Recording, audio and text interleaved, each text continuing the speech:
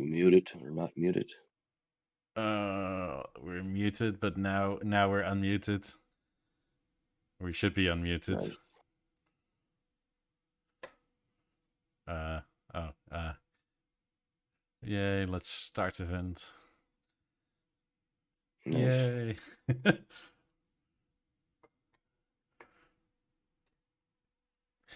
No more headphones talk. I'm fucking sick of it. Well, pretty soon it'll be the only thing we can afford. Well, hopefully not to afford to talk about because shit, I'm just tired of it. Headphones is just it's an old game now. Oh, I agree, but it's one of those things where, like, try and go around it.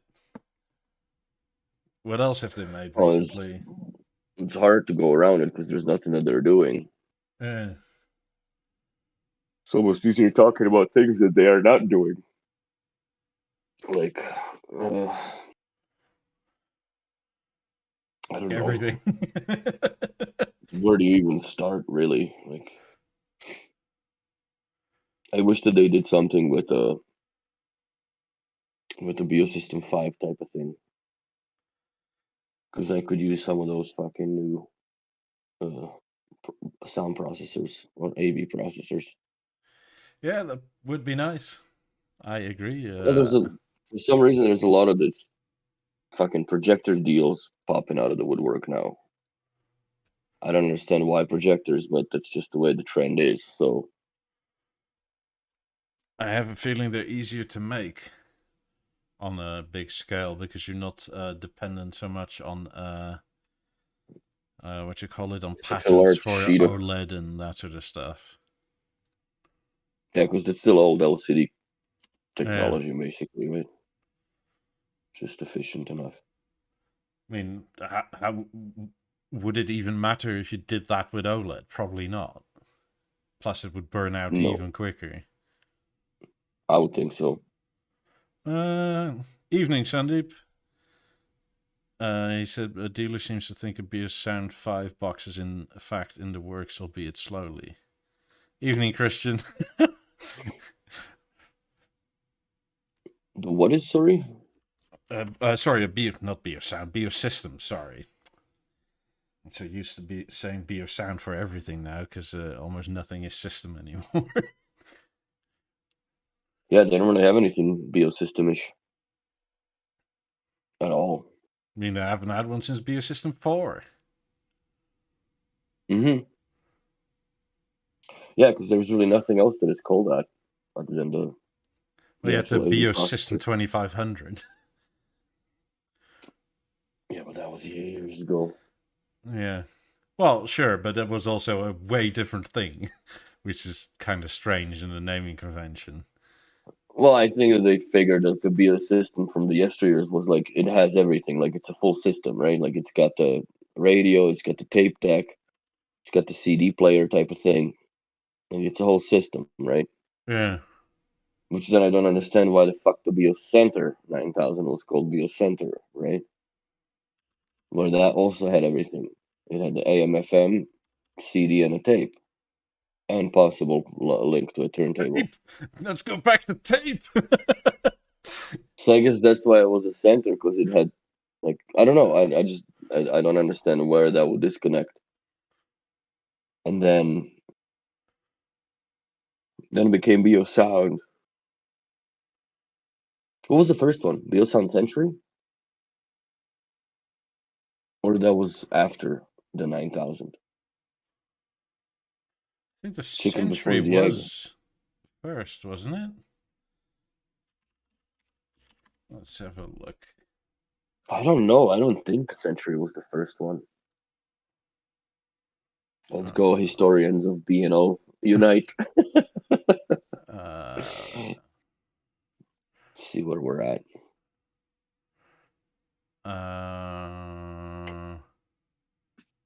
Beosound Music Systems. Let's see. Are you looking on BeoWorld? The Beosound Century was launched in '93. apparently. So that's 3 years before the 9000, because 9000 came out in 96, I believe. Yeah, let's see. Overture is also Beosound Overture is 94. Okay. Beosound 9000 is 96 indeed. Uh,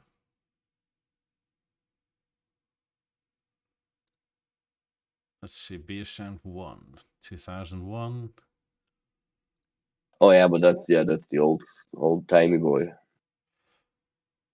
Yeah, there's not a lot of music systems called Beosound whatever before the 2000s, really. Other than the 9000 and the... Century. yeah. And everything before there was Biocenter, right? Or Yeah. a Biosystem. Yep. And then Biomaster, I guess. The Beosystem 2500 was 91, but there was Beosystem with a Beocenter 2500, by the looks of it. They're weird with names sometimes. Right? Like, it just makes no sense whatsoever. Also, I don't agree that they relapsed on renaming, like, they named Beosound 1 a Beosound 1 again. That should have stayed back in back in the 2000s, and I think they should have named that, I don't know, Beosound Cone or something. Something different than Beosound Beosound 1 Cone. and 2.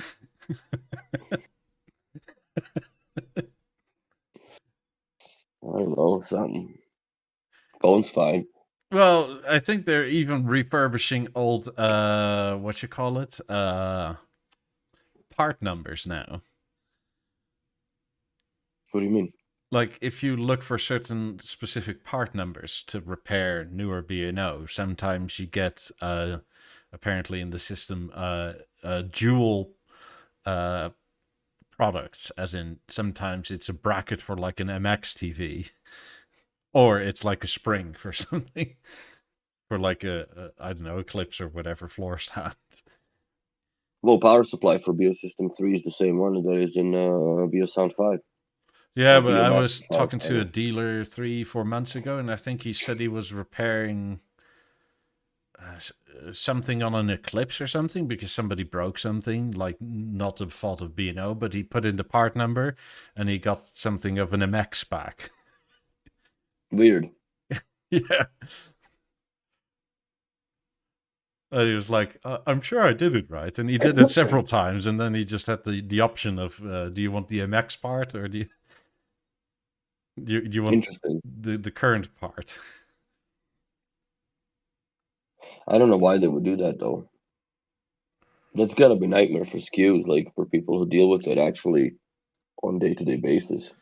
Maybe they ran out of Where number is the combinations. Where's the parts center in? Isn't it in Netherlands?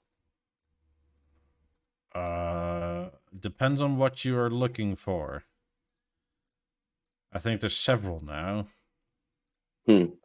Because the I wonder if Beocal... the Czech Republic sends something out or not. It's just a factory there. They probably make the parts there and send them out. But all the Beosound stuff, as in like A9, M5, that sort of thing, is all in Germany. Oh, is that right? Yeah. Hmm.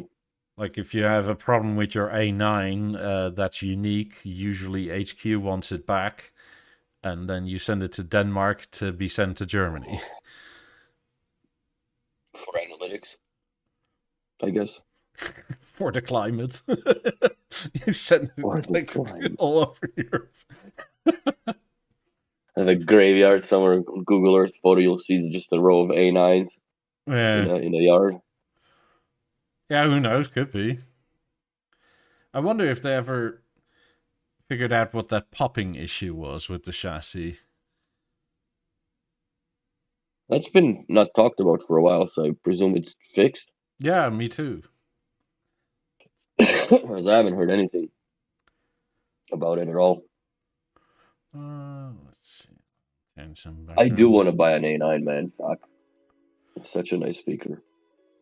Yeah, me too. I really want to have one. Where to put it?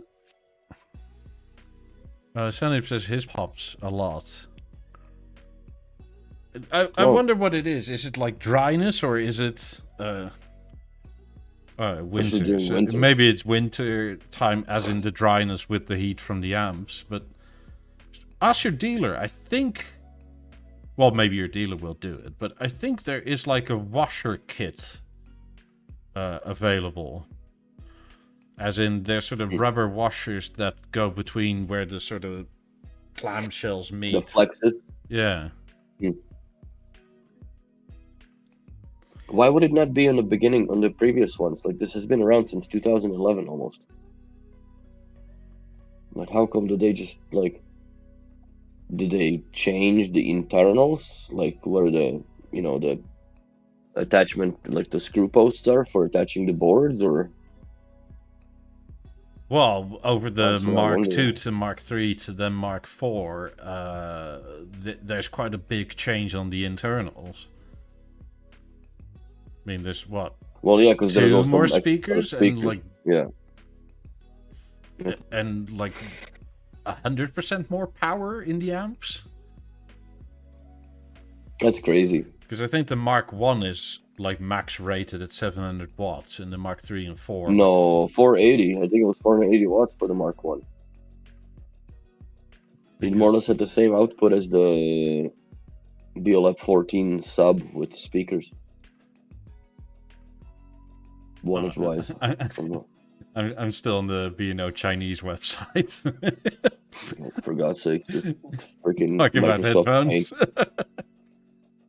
Yeah, I'm over it. I'm over this shit. But I wonder what what else did they put in there that that it would crackle. Like, I just don't get it. I don't get what would be the, like, thermally. There's no wood. There's nothing in there. No, but there's plastic in there. That's in a specific shape and size. So 400 watts plus 400 watts plus 400 watts plus 300 watt is now the Mark IV. So that's what? Yeah, there's a lot more power in there. That's 400, 800, 1200 plus 300 is 1500. That's quite a bit. Yeah. Yeah, that's a lot. Wait, did the Mark II have the full range drivers as well, or no? At the back, I don't think so. That came out with the Google and the room compensation deal. Or did it? I think so, yeah, that's Mark 3 and 4. To me, the Mark III is basically the best one because there's no Google at all in it. Mm-hmm. Other than Chromecast, but like, who cares? Yeah, but you can order the Mark IV without the Google Chrome. Or, I mean, Google bullshit, can you not? Yeah, but it's one of those... I don't know, I maybe it's me, but I don't get why you would want Google in all your Beosound devices. It's just... I have it in level and I regret it now. Like, quite honestly, I'm going to sell the level. I'm going to buy one without the GBA installed. And quite honestly, I can appreciate being here because it just snapped me out of all that fucking tech from where I was at. As far as like having the voice assistant and all that shit. You don't talk to your house anymore? I don't talk to my house anymore.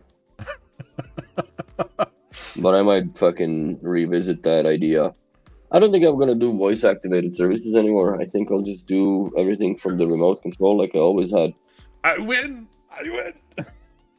You know what? It's convenient. It's more convenient than doing it voice wise because there's a couple of phrases that Google had taken away from me that I would use normally, and now they implemented it to their automation nonsense, right? So now I have to invent myself to fucking say something in a more or less almost an innuendo in order for the house to understand it and Google not get that it's not being talked to in an automation way. And that kind of pisses me off. Like, I couldn't anymore say I'm leaving the apartment, right? Because that would just not do shit. It wouldn't do. It wouldn't go to the IFTTT. So I had to. Yeah, that's the only thing that I piss off about. But then again, like, who cares? When I left the house, usually I would just press goodbye on the Lutron and fucking everything would take care of itself, and everybody's happy. Where, yeah, I'm not the biggest fan of that. Hey Google, buy me a BeoPlay A9. Like, how many people are gonna fucking do it? Refuse to cancel this order.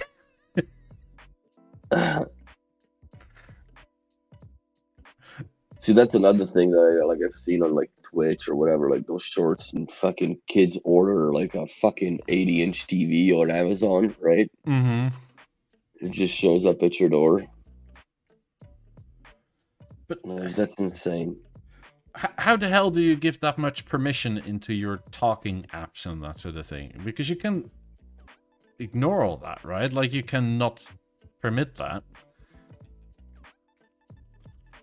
I don't know. I never really used it in that fashion. Like, I never went, hey, Google, buy fucking this and that on Amazon.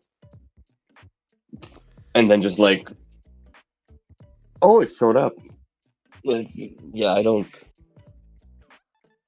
I would say that most of my purchases are conscious, except this watch, because that was fucking time travel drunk. Coming from a bar, that doesn't count. Well, we all get to have But- one. One purchase. We don't but, remember. But I sure remember buying my 90s. That's for damn sure. That's not something that you just like, woohoo. You know, you can't just woohoo into fucking 100 grand and shit. Right on, motherfucker. Some Right people on. can, I guess. Yeah, well, I've done woohoo into shit with a fucking TV without asking for permission, which was, in retrospect, was actually a great idea because she didn't talk to me for 2 weeks. It was good, quiet. I could watch my TV. By the way, hello Skinny Play. And then shoot. Yeah, buy stuff at Skinny Pay through the referral link. Buy any 2 products, get 10% off. We get a small kickback. Or use the promo code for 1 product, you get 10% off. We get nothing, and that's all fine. Like and subscribe and all that jazz. Talking about the crazy idea, but well, it's too late now, anyways. But like installing the set of Beolab 2000s into the inside of the BV9. You know what I mean? Like, I couldn't do it in my TV because I have a Beomaster 5 inside it, but like those 2 cavities, like you could actually make it a 3.1 channel TV out of it. I guess you could. But just buy a Right. Harmony at that point. Might as well buy a fucking Eclipse. And one thing I'm worried about, if those TVs start going here, what the fuck am I gonna do for Masterlink? Because there is not much. I think the only thing that I have to preserve is Masterlink. You take out in your the arc welder and rip it out the wall, and You could do you could still reuse the 3500, I guess, as a non-Masterlink speaker. Steve could fucking solder some shit together. Could you? Well, you could get a BeoLink gateway and then stuff that into your BeoLiving Intelligence, and at least one Masterlink thing works, right?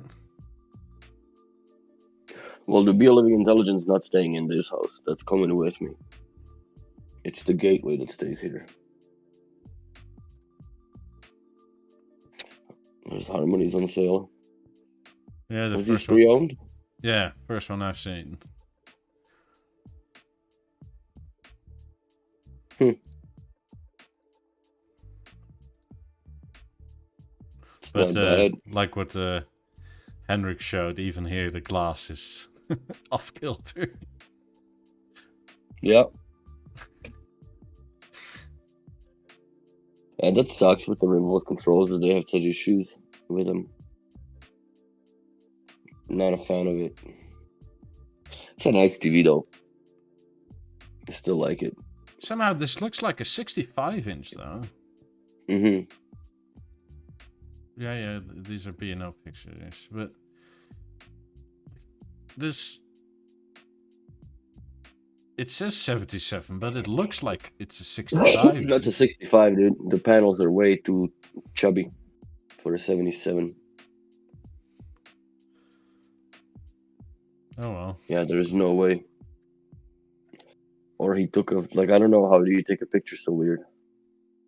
Yeah, I don't know. It looks like do the panels protrude so far over the screen? Like when you're standing in front of it? What do you mean? Go to the dog picture, yeah. Where is that? With the TV's open. Yeah. Keep going. The one with the fucking dog. You missed it. Go back one.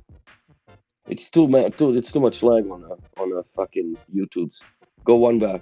Yeah. I've done it. So does that how it looks like? No. Like, look at the corner. Yeah. You know what I mean? Is the screen too small for what the fuck the panels are, or am I seeing this wrong?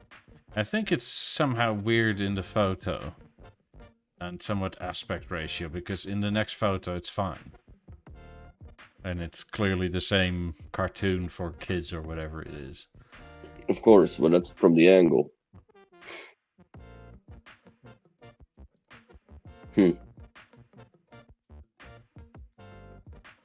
I don't know, I'd still buy a freaking new one. I wouldn't go for used. Oh, you can buy an 85-inch Avant. Fuck that. They are very nice TVs, though. Oh, they're beautiful. But is that the Mark II? The nonsense one? Doesn't look like it. I don't know. I'll have to look it up. Well, after all, this is the last true B&O TV, so to speak. Right? Yeah. After that was just Eclipse, which also now looking at the new Mark II Eclipses or whatever versus what they are or used to be. Yeah, the first Eclipse was the true B&O TV. Let me see. I like that Avant. It doesn't say it has the smart nonsense, so it's probably a Mark 1.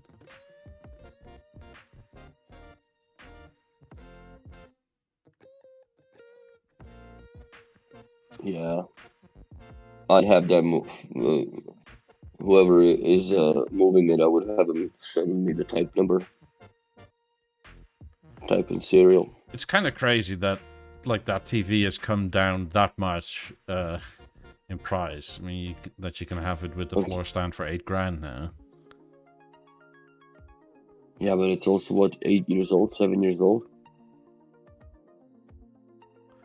Yeah, okay, but if you smelt it all down, you probably have $3,000 in in rare earth metals and stuff like that.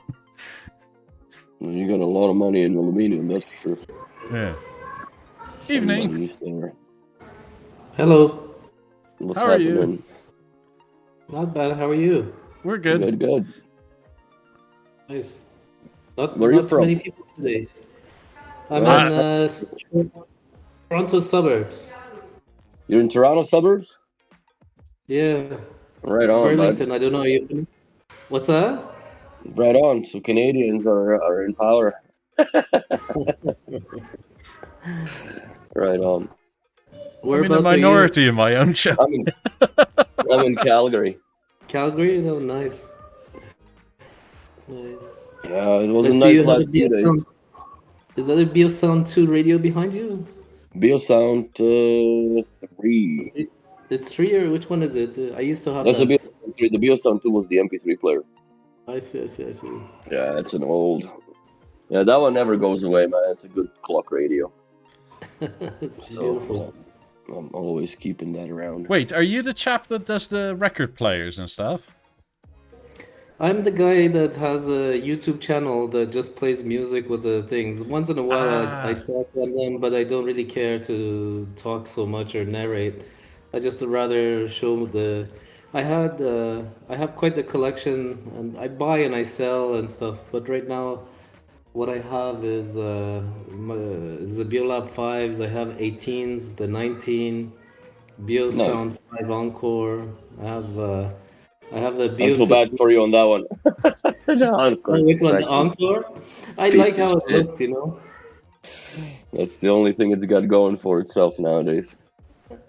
But it's working well. It's working well. I have my It does music. work. I turned one down. I was being offered it for free from one of my clients to take it off the wall. I'm like, you know what? Just leave it on the wall, dude. It's better than the hole that I'll leave behind it, and I'm never gonna use this thing.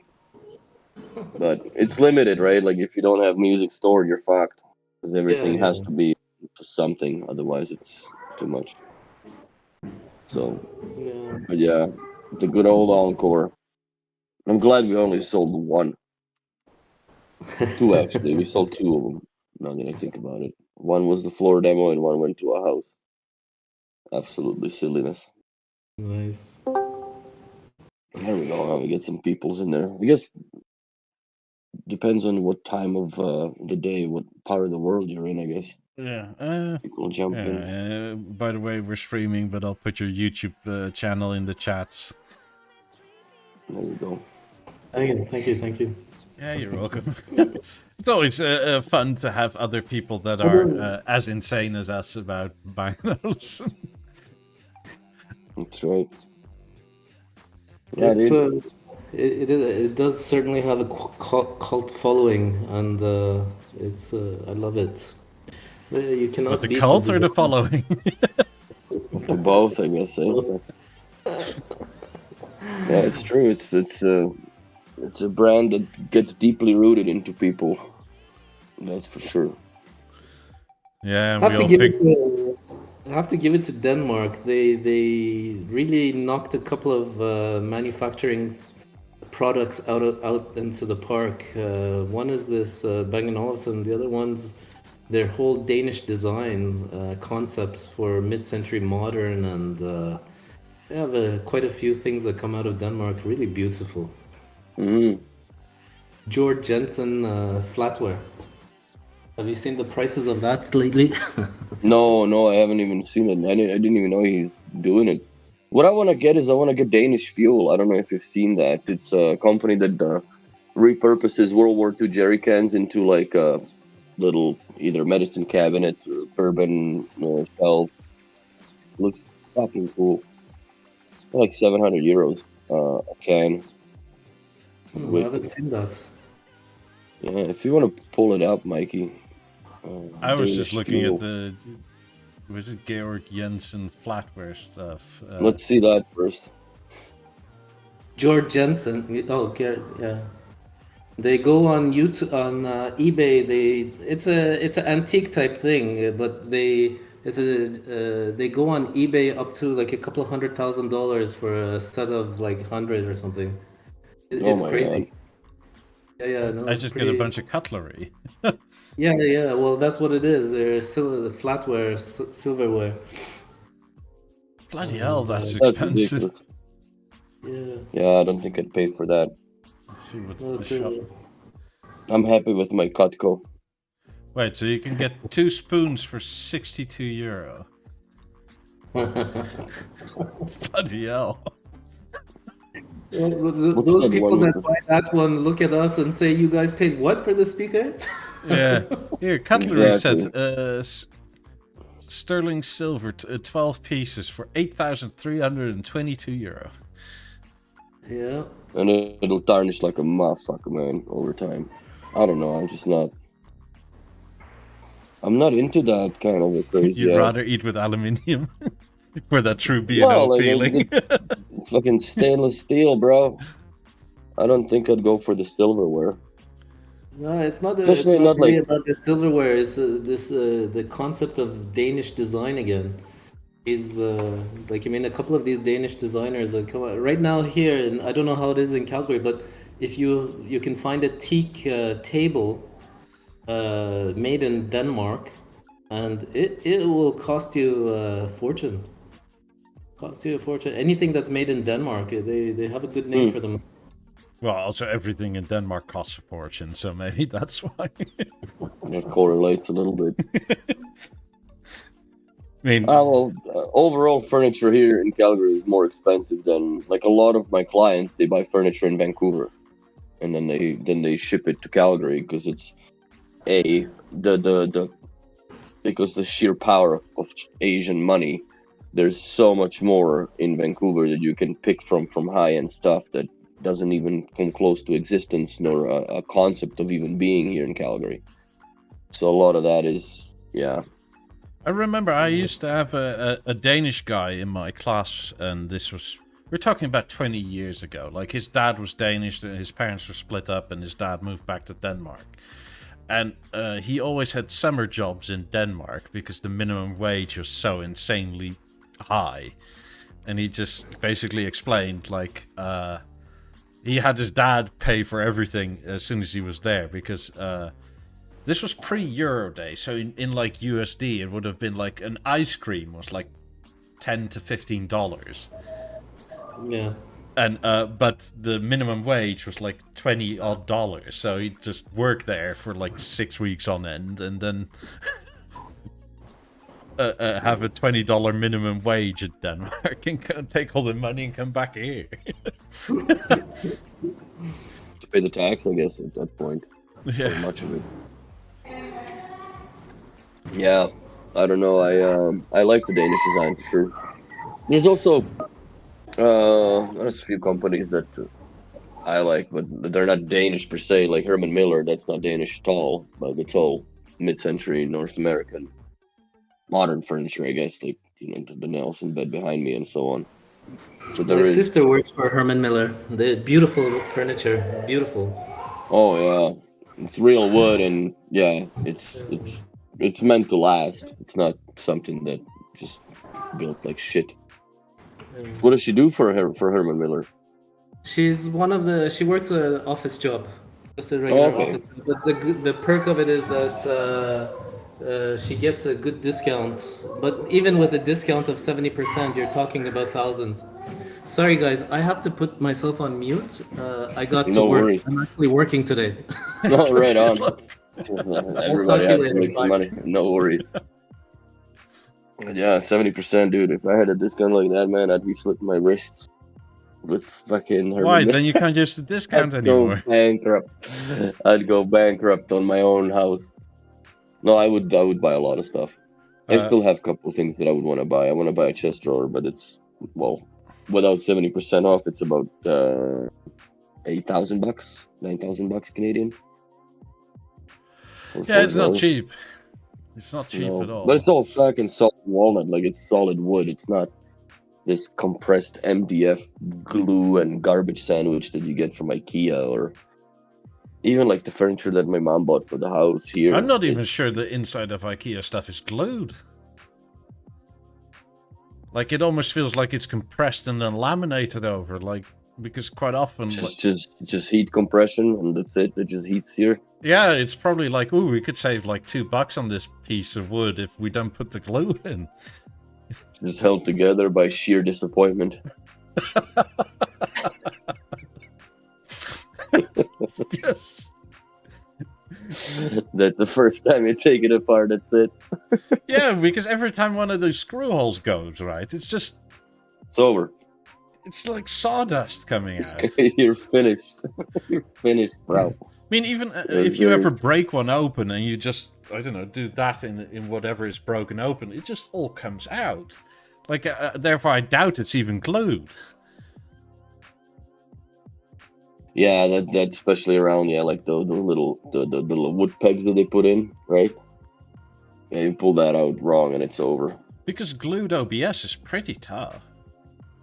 I mean, you shouldn't make it wet, but other than that, it doesn't fall apart like crazy. Yeah, man, IKEA is just like over the years, it's gotten so much worse and cheaper. Like they have a department, I guess, to just invent how do you assemble shit cheaper, and so it just lasts long enough for you to take it home. So I must say it has gotten a bit better over the years. At least maybe it's here, but it's also gotten a bit more expensive. I don't think the it's IKEA itself, like the furniture. Yeah, I think the furniture's gotten better, but also they've eked up the price slowly over time. Like back in the day, it was bargain basement stuff that fine you sort of put it together once and leave it where it is, and it's fine. But Yeah, and the next stop is garbage can. Is basically it. But now it lasts a bit longer, it seems, but it's also a bit more expensive. It's like I can go to other furniture stores, like proper furniture stores, and buy it the similar type of thing like that for like 10, 15 euro more. Yeah. I mean, maybe everybody went to IKEA's level, or maybe IKEA came up a bit. I would think would be that they're trying to join the IKEA level of, because that's the cheaper way to make more profit, right? If you go the other way, then it costs you more money to make more high quality products, which subsequently doesn't yield as much profit. But then again, like IKEA, didn't they now they have a program to recycle or upcycle their furniture as well, so you can go in and drop it off? Yeah, there was Eric gets mad probably or something like that. And then Greta fucking mills it in the back and makes another stool out of it. I blame Greta for the energy prices I'm paying right now. How dare you? Look, everybody loves to blame it on the Russians, but I blame Greta because of her we couldn't get nuclear. Because like she should be fucking even the cleanest the energy is bad, right? Like I read a piece somewhere. Apparently, these fucking sneaky Russian bastards have been sponsoring her covertly. Like maybe she didn't even know, but like Russia was like apparently very happy to sponsor the green movement. Well, yeah, because everybody's gonna go on a fucking dumbass bandwagon, and then Russia's gonna be like, "Oh, by the way, we've got all the gas and shit. You want some?" Well, that's kind of literally what happened. Yes.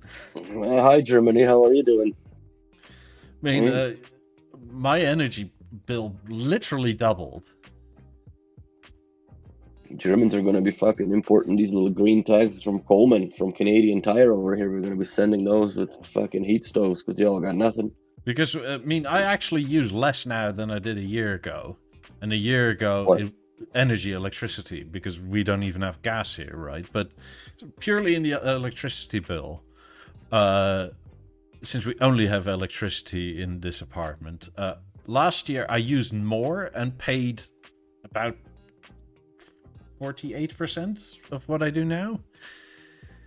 Really? Yeah, last year I paid about 80 to 90 euro a month in electricity, and that was like every podcast, TV on, that sort of thing. Wow. I've been testing it out now, every podcast, TV off, and I do notice the difference, but it's 180 now. To what? 180 euro a month for just electricity. Jesus Christ, you grow a pot in the fucking closet? Nope, that is just literally the price doubling.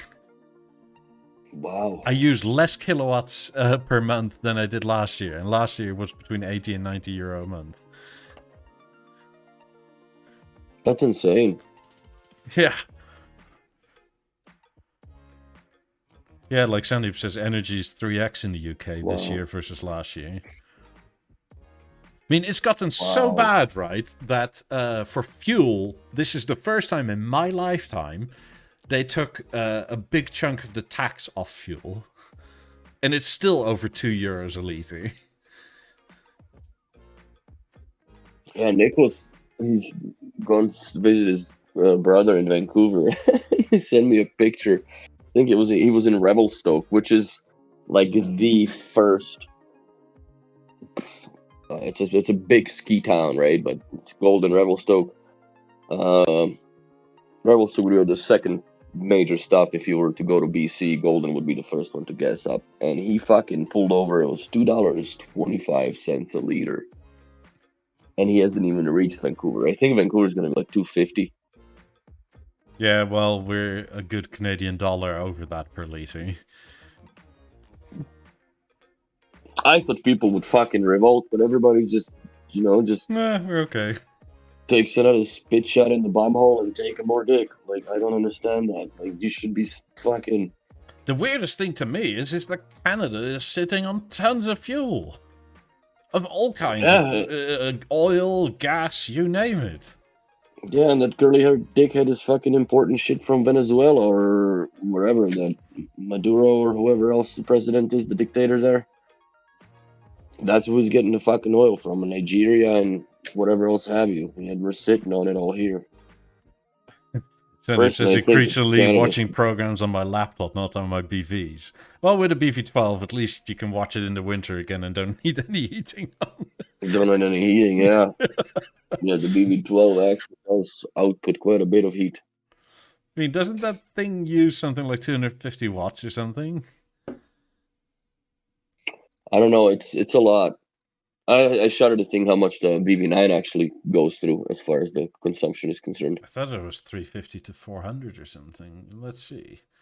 Oh, no, not telephones. TVs.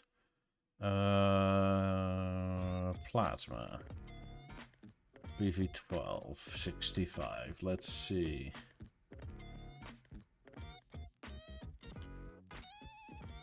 Oh, they don't even list it. I'd rather not. Fucking be illegal to sell. Get a special welding ticket to have this plugged into your house.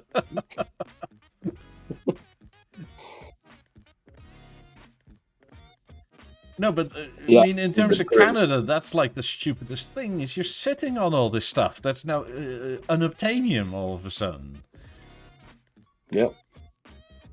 BV9, let's see what that uses. Does it say?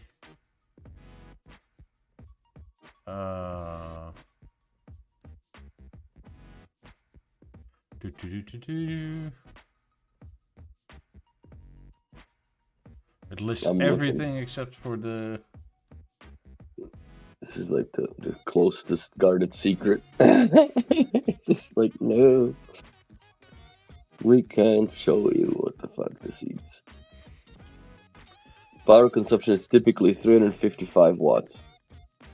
The BV9 is 335, it says here.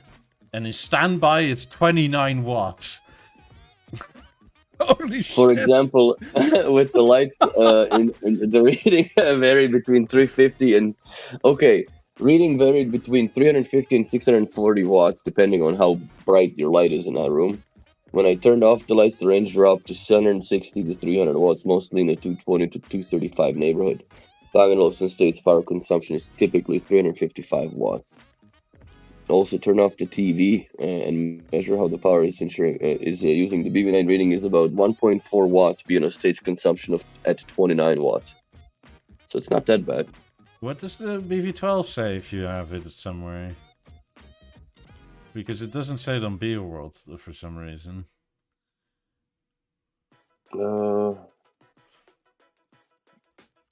Let's see, 12.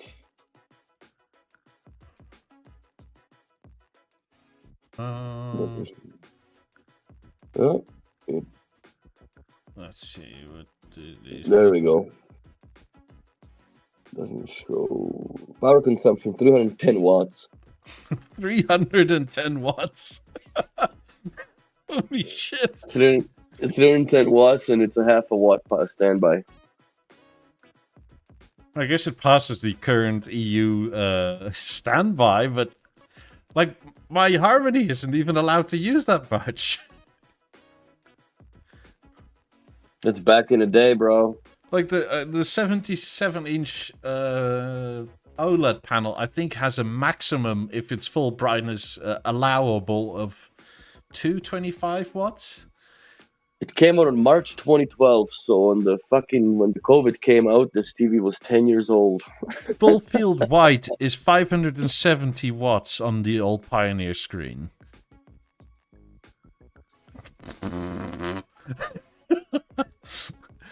So, Sandeep, you can't watch like Harry Potter, that place where he goes to like heaven or purgatory or whatever, where like it's all white. It's like all of a sudden you have a furnace in your living room.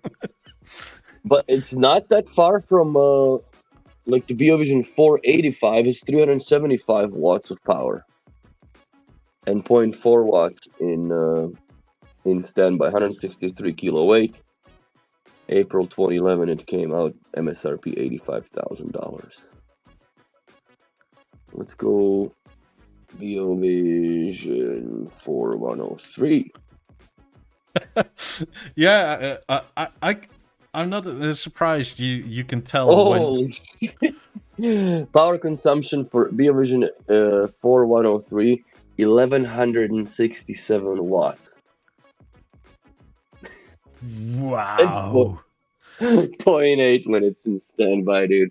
That shit eats like a fucking dryer. Like, it literally eats like a fucking dryer. Wait. 264 kilos.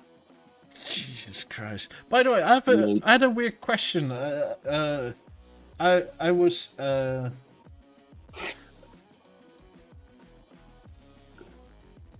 I was watching this US TV program called This Old House, right? And it's not really about old houses, it's about just DIY in and around your house.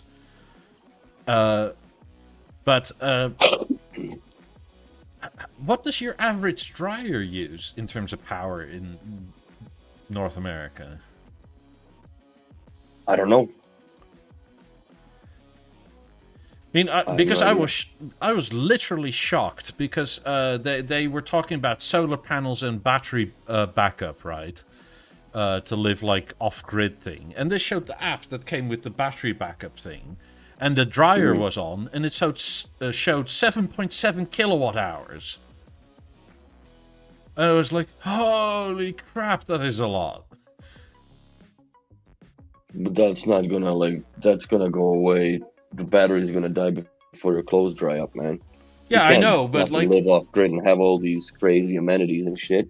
I get that, but that even a dryer could pull that much power. Like, holy crap, that is a lot of power. Like, because in YouTube I asked, like, are you like toasting your clothes, or are you drying them? Like, because that's so much power.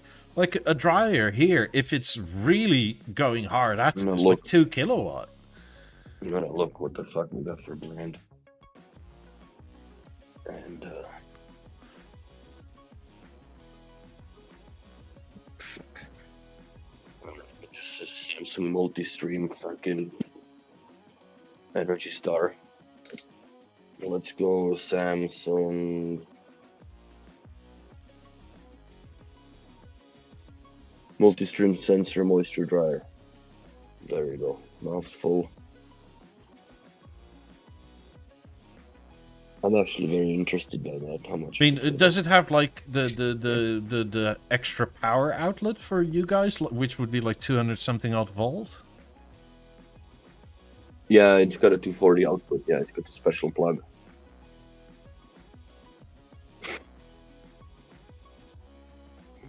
So there is. I don't know where the fuck it doesn't say.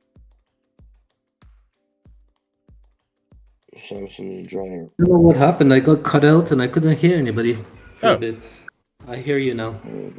Well, we're still here. We're talking about dryers now. Does Denmark make any dryers? They probably do, but I was explaining to Willie because I'm moving to Florida end of the year, early next year. And nice. I was a bit shocked that this DIY TV show was showing that a dryer could use 7.7 kilowatt hours for a dryer just to run. Yeah. And I mean, I thought it was fake because, like, here, that's unheard of. Like, that's so much energy. Like, fuck me, that's more than my cooktop takes. You got a pussy ass cooked up is what you got, bro. Well, it can But in pull Europe- more, but In Europe, you don't. I used to live in Switzerland, and I remember nobody had dryers. It was just like a washing machine, and then Yeah, you just hang your shit. yeah, and all the girls have braids and have these outfits on with a lot of boob showing. You got fucking shoulder nipples on your It's the- fucking sweaters and It's a shit. fucking Milka commercial in Switzerland. You It probably doesn't don't tell have you what Milka the power chocolate over consumption there, is. do you, in Canada? Yeah, we do. You do? Yeah, we do. Yeah. It doesn't show power consumption, dude. On the dryers. I mean, I thought it must have been fake because it showed the AC was on and the AC was taking 200 watts, and it was like, this can't be real. Like where an AC, a whole house AC is 200 watts versus 7.7 kilowatts for the dryer. This is a fucking Google voice assistant compatible dryer. What? So they got everything, but they don't tell you what the wattage. It just says yes on everything. Amperage 30 amps. Heating element 5300 watt hours. Energy consumption 608 kilowatts per year. So it's How 5.3 much is kilowatt that? hours for that. Bloody hell. Jesus Christ. I guess it dries your clothes quickly. I guess. I mean, that's literally double the power we have here. More than. Yeah, it's asking for. What was this? It's a bunch of yeses and shit. Yeah. I mean, the captain says hang your 2.15. laundry outside. That's the cheapest. Yeah, I mean, I'm going to put up, for this summer, I'm going to finally put up a rail because before, when, like I said, before we didn't really care because, like, the energy bill was manageable, but now it's getting kind of silly. My drape, Christian speaks at 955 watts. This one that I'm looking at is 2.15 kilowatts per cycle. What is the? Excuse me. So that's ridiculous. Yeah, And you know that's you're all insane. fucking comparing dryers and shit now. Sad day when you compare dryers. Christian K, if you're with us, somebody in the YouTube chat knows you apparently. There you go. Is that a Danish name? Ita, or is it Ita, or is it actually the name Ita Rap? And you rap on the side, but not like music, but like Mexican food. Fucking Métis rap or some shit here. Fuck. Yeah, no, I'm gonna put in a fucking wash line on the balcony in like tomorrow somewhere, something like that, because it's getting a bit nuts here. Where like He's sitting in there with like six IKEA teacup candles and shit. It's only like your face is glowing. Everything's off in house. Oh fuck. well, the lights don't make that much of a difference because everything is LED. I mean, it's, that's not so bad. Like, is it? There's something like 20 watts of light on now. You walk around with the blind man's cane around the house and shit, trying to fucking navigate.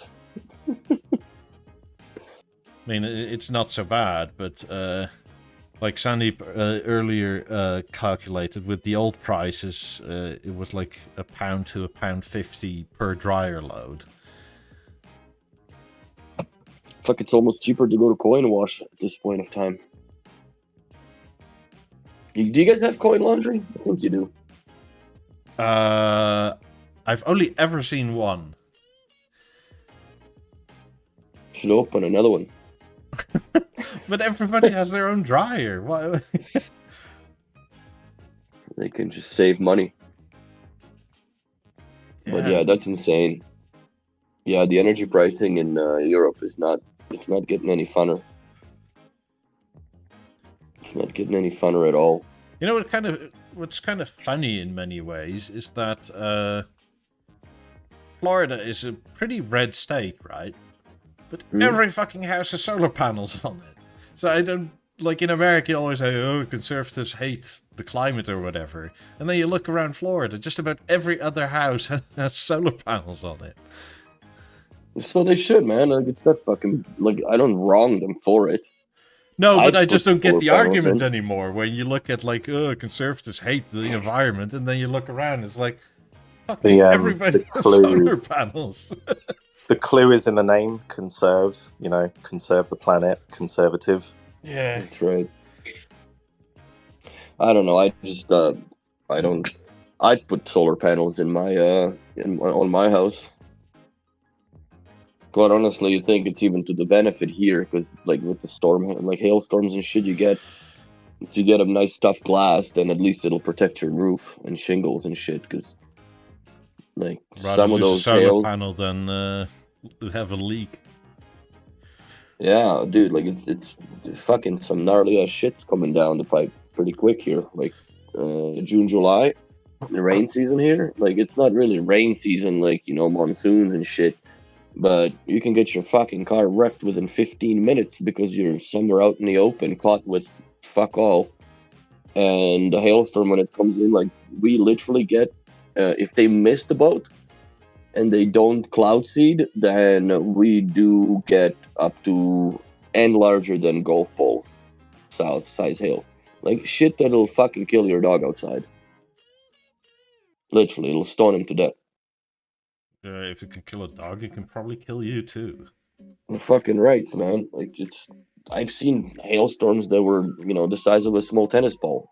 Not small tennis ball, smaller than a tennis ball, but it's approaching that. But it's bigger than a golf ball. Dude, last year, or was it 2 years ago now? I don't remember. One of these fucking huge ass hailstorms. It was 2 years ago because I still worked at Audi. And I remember this couple that was here visiting from Ontario, and they just got caught in the fucking northeast somewhere. It taken off on the Q5. You know, like it says Q5 and then whatever, the fucking Quattro and all that shit. Mm-hmm. It took all those stickers off. And you know how you gotta take like a fishing line and like really try to get them off. It took them off clean. The only glass that wasn't broken, which is fucking insane to me, was the sunroof. All the rest of the glass was beaten the fuck out of the car. Yeah, the That's sunroof how, like, probably it has looked to like the car like was be tempered vandalized. if you roll or something like that. Well, if you roll, it just pops out. It literally just pops out. Oh, It's tempered glass, but it's weird how the sunroofs are designed. But they are there to take the initial structural hit, and then they are meant to pop the fuck off the roof so they don't shatter, and then they shower you with glass from the top because you already got enough to contend with from the sides and airbags and shit. Trust me, I know. Been there, done that. Got the t-shirt and the fucking keychain. if these power, by the way, Twitch is great. If these like power bills get any worse because our hot water is also electric, I'll have to do hot tub streams just to get clean. So I can recoup the cost of cleaning myself. Computer water cooled from the bathtub. Jesus Christ. Who would have thought that the energy prices are going to go so far up to goddamn, like it makes no sense whatsoever. It makes absolutely no sense, especially for this continent here. Like, you have to be an ass to fuck Europe. Like, you know, you guys have your own issues there, deal with it, right? But, like, why the fuck do I have to pay for that? Like, I'm 11 hours flight to just remotely give a fucking Frankfurt, right? Yeah. I don't know why I have to pay for it. Why do y'all fucking involve us in this shit, man? Keep your fucking all the Ukraine, all that nonsense. You involved in our shit. Hey, the fucking point fingers, man. We didn't do fuck all. We sent like peanut butter and jelly sandwiches and shit over to Ukraine with fucking couple BB guns. I blame Canada. You just didn't stock up Putin on poutine. Fuck. I don't think he eats that shit. Do Canadians eat that shit? Yeah, had he eaten it, it would have been gone a long time ago. Fucking hell. Probably wouldn't fit in the hazmat suit back in 2020. Just Just dress him in a fucking yellow raincoat. Here you go, bud. That would have been a whole different horse riding photo shoot. God, yeah, the Brokeback horse. Yeah. Oh no, it's all shit at the moment. Vladimir Putin. It is. It's ridiculous, man. I don't understand. Like, I don't understand why the fuck are we involved in this. In here in Calgary, like shit. You know, why do I have to pay fucking $1.80 for gas? I don't even own guns. I don't even own the Ukrainian flag either. I don't own my own Slovak flag to begin with. Shit. So, why do I have to be involved? Because your dear leader decided so. I can't believe that he hasn't fucking slipped, turned an ankle, smacked his fucking head on a goddamn railing or something, because nobody can get to him to shoot his dumbass. But, oh god, yeah, this don't get me banned, please. This is terrible. We're still on YouTube. But this is, see, like, how do you fucking eat that, man? But what does it even taste like? I just know the reference. I don't even know what it tastes like. I honestly haven't had it before. I've had it, actually did have it once, and it tastes like when you take the fucking oil from the bottom of the deep fryer and you put some flour in it. You know, it's got like a few generations of chicken fucking wings in it and whatever else have you, and then you throw fucking cheese in it and call it, well, you don't call it gross, you call it poutine. Yeah, we have that here in the UK. We just call it chips, cheese, and gravy. It doesn't have to have a fancy name. No, but it sounds Wait, so exactly it's gravy? fucking gross, even if you just it's gravy. Gravy. Yeah, dude, it's the soot from the bottom of the fryer. Why the fuck would you put gravy on chips? Well, it's potatoes, really. It's not that different from a roast potato, is it? No, like it's French fries with gravy, bro, and some fucking awful cheese to boot. I mean, Like, this isn't about health-conscious people here. Obviously. Is it vegan? Cheese? Well, not if there's cheese on it. Yeah, it depends how the gravy is made as well, I guess. Oh god, plant-based gravy is shit. Yeah. Fuck, dude. You know, it's funny, like that meme when the pandemic started, and you go to like the Walmart or Save on Foods or whatever, right? All the vegan stuff is on the shelf. All the vegan is untouched, man. It's like it's not that bad yet. We gotta fucking eat this garbage. So like that's not gonna, COVID ain't gonna fucking trigger that, man. You need to have like some serious cataclysmic or a nuclear disaster, a fucking meteor hit somewhere close by here, so people start eating these like vegetable sausages or whatever the fuck, almond milk. I don't know why. Like, I don't know how you can call something almond milk when it doesn't have a kit to pull milk out of. It's one of those vegan B&L models that Almond sits on with juice. the nuts going like. No, it's fucking almond juice, but nobody's gonna drink fucking almond juice because it sounds gross. It sounds like poutine, something that you should have that with. A glass of almond juice and poutine. I like a lot of British food, but like the chips in Britain are awful because they half the time aren't even crispy. Like they're just sort of soggy, oily mess. I remember the first time I told friends I was going to go to Amsterdam.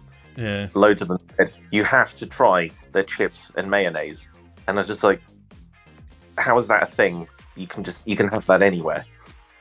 But apparently, chips covered in mayonnaise is a big thing over there. I could be wrong, but that's the impression. Oh, dude, it's not that it's a big thing. Like, you can get it here, but they'll take your temperature with it too, and fucking probably give you a COVID test. So you're fucking out of your mind if you're getting mayonnaise and French fries here. Yeah, but the mayonnaise is not the same. Much. Like, it's not. It's North American mayonnaise is quite sour, and ours is not. North American mayonnaise. Got a little bit of yeehaw in it. Well, it's like North American mayo is meant for on sandwiches, as in like with ham and cheese or something. Like the mayonnaise the Dutch put on on fries or chips, whatever you want to call it, is not sour. Here we call that Belgian mayonnaise. Fucking Belgians.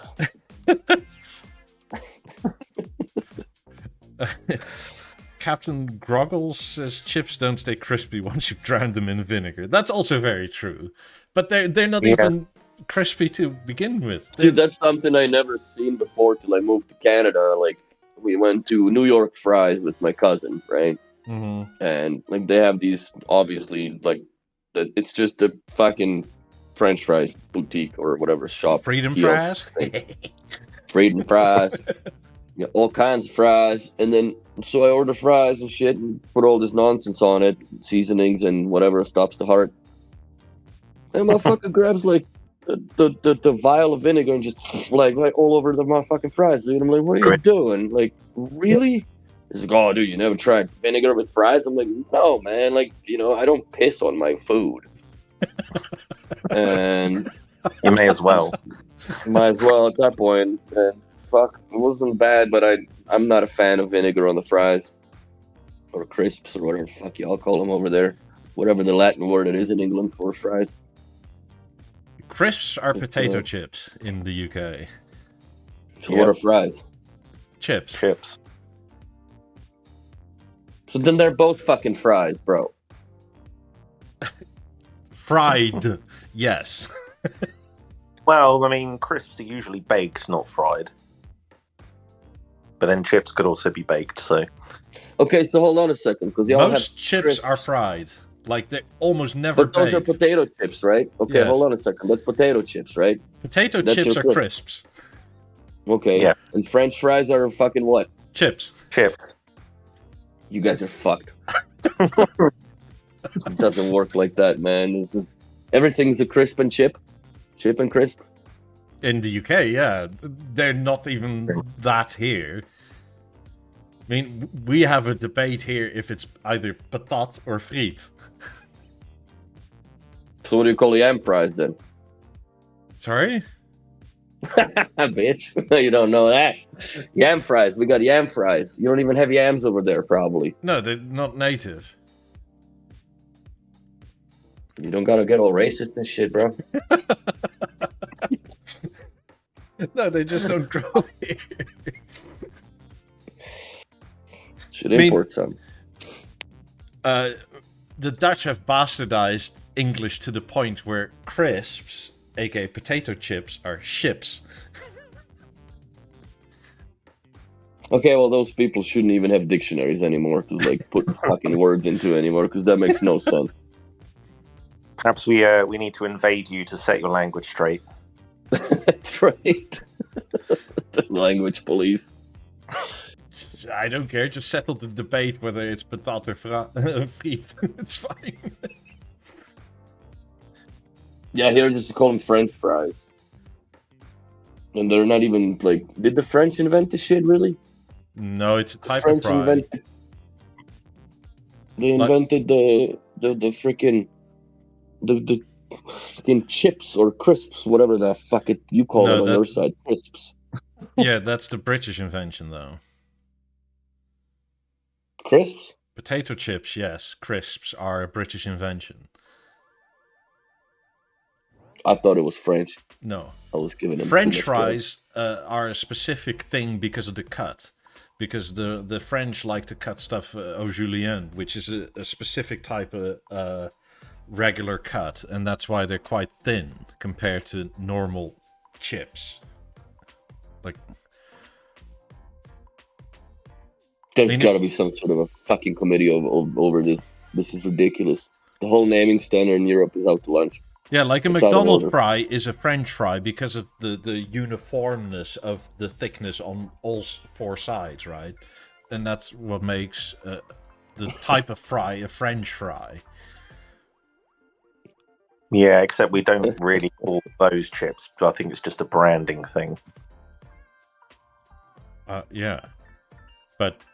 So what do you call Lay's chips? You call them chips or crisps when the fucking back it says chips? Or you mispronounce that word too. The British are just weird. Whatever is a chip is a fry to the rest of the world. Yeah, I you would. guys like for people that invented English, I would say y'all fucked up on it pretty good. Because like truck is a lorry. Why is it lorry? Lorry's a girl. Maybe it's a fat girl, but it's a girl. It's not a truck. Do you have lorries over there that are LRO? Sorry, LOR? Lori. Yeah, I worked with Lori, and she was a big girl too. Back at Michael's, the estrogen ocean. I've only ever seen, as in the name Laurie, Laury, or double RY. Oh, Lori was Lori was real. Captain Jared asks, what are wedges then? Wedges are wedges.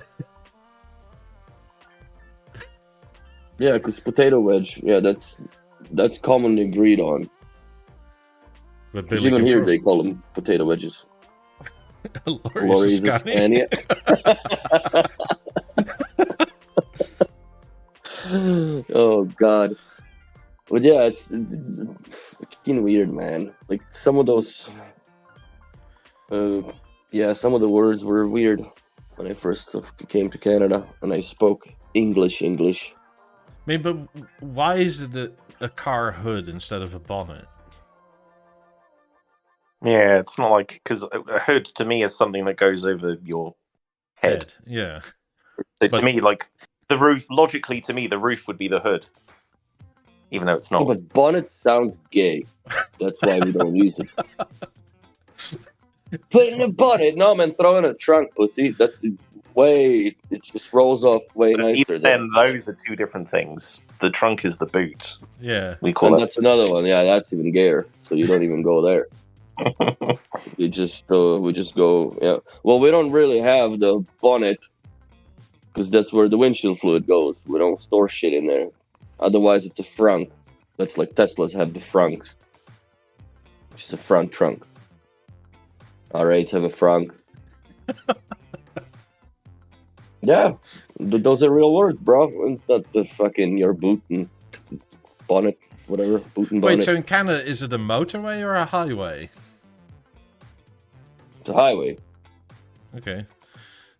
When you pull over by a boot and bonnet, it sounds like a fucking pub.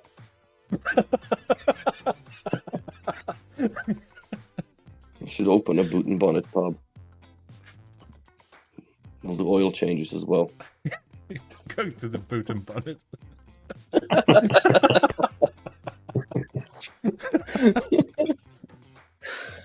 It's a good name, boot and bonnet. I always, in the back of my mind, had the idea that I want to start a bar and name it The Office. Oh, have you ever seen? Have either of you seen Peep Show? I don't think so. I've heard of it. I've never really seen it. There's an episode where two of them have a friend who's kind of mentally ill, and basically her parents gave her a pub, and she convinces them to run it, and they're coming up with ideas as to what to call the pub. And one of them says, "I'm definitely not co-managing a pub called Free the Pedos." Oh. And then the other one's like, "Compromise, the Swan and Pedo." It's quite a funny show, actually. You should definitely check it out. So, Yeah, I Mitchell didn't and see Webb, right? It is, yeah.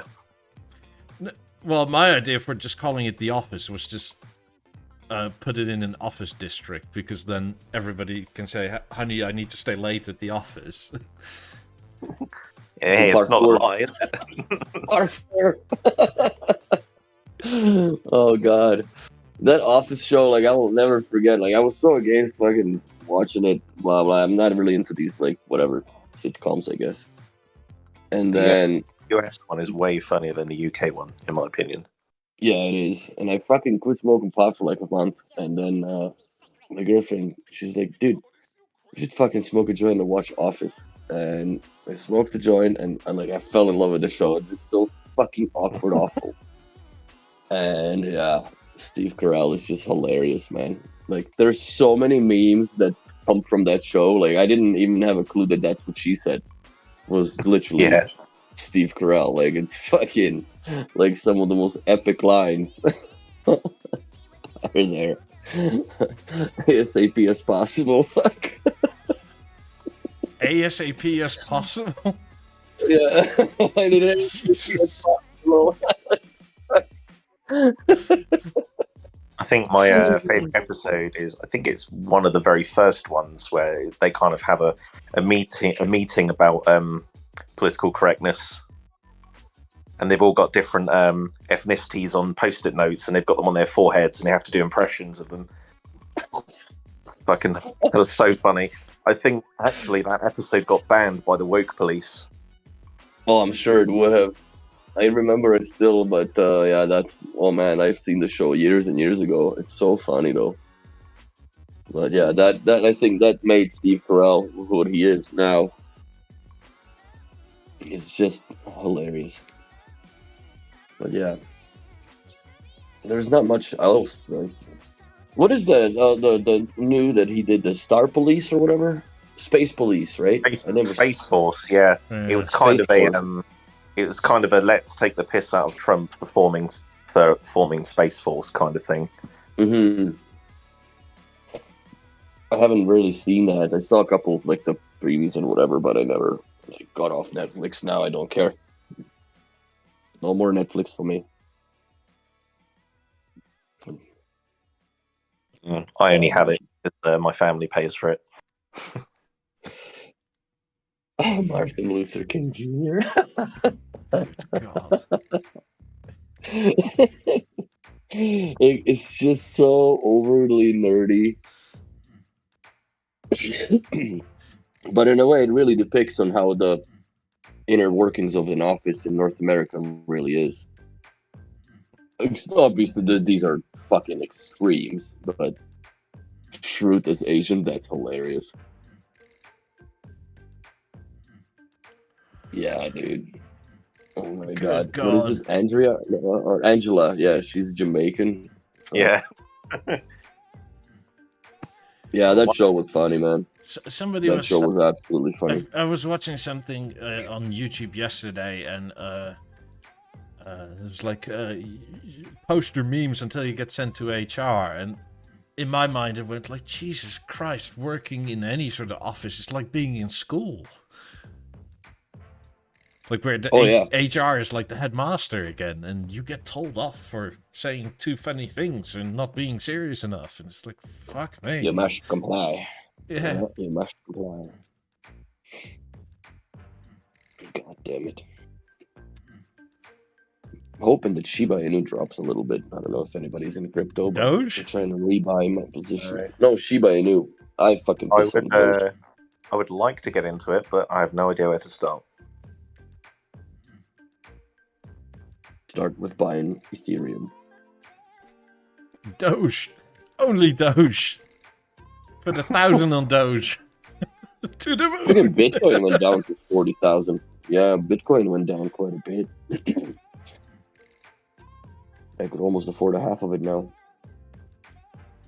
But I'm reinvesting. I bought 1 million tokens for Veracity again, so I put 19 grand in it now. So if it spikes to 0.03, then I make $11,000. Nice. And then just drop it down again and go back. 'Cause I've been staking for quite some time, and I just got out of it now. It doesn't yield as much comparatively to. I might restake again, because then it's 500 BRA per day, which is about $50, $30, $35 a day for free. So get into that. But yeah, it depends on what you want to do. Like, I wouldn't do what I did, knowing now what I know. I wouldn't just go in and fucking start day trading. I've lost a little bit of money there, quite a bit, because you just FOMO in and that FOMO went up out. quickly, a little bit, quite a bit. But well, it's a little bit, depends on what angle you're looking at it from. So, but yeah, I guess I was up a fucking 77-inch Harmony, put it that way. And how much are you down? A 77-inch Harmony? I'm down a 77-inch Harmony. So you lost 2, basically.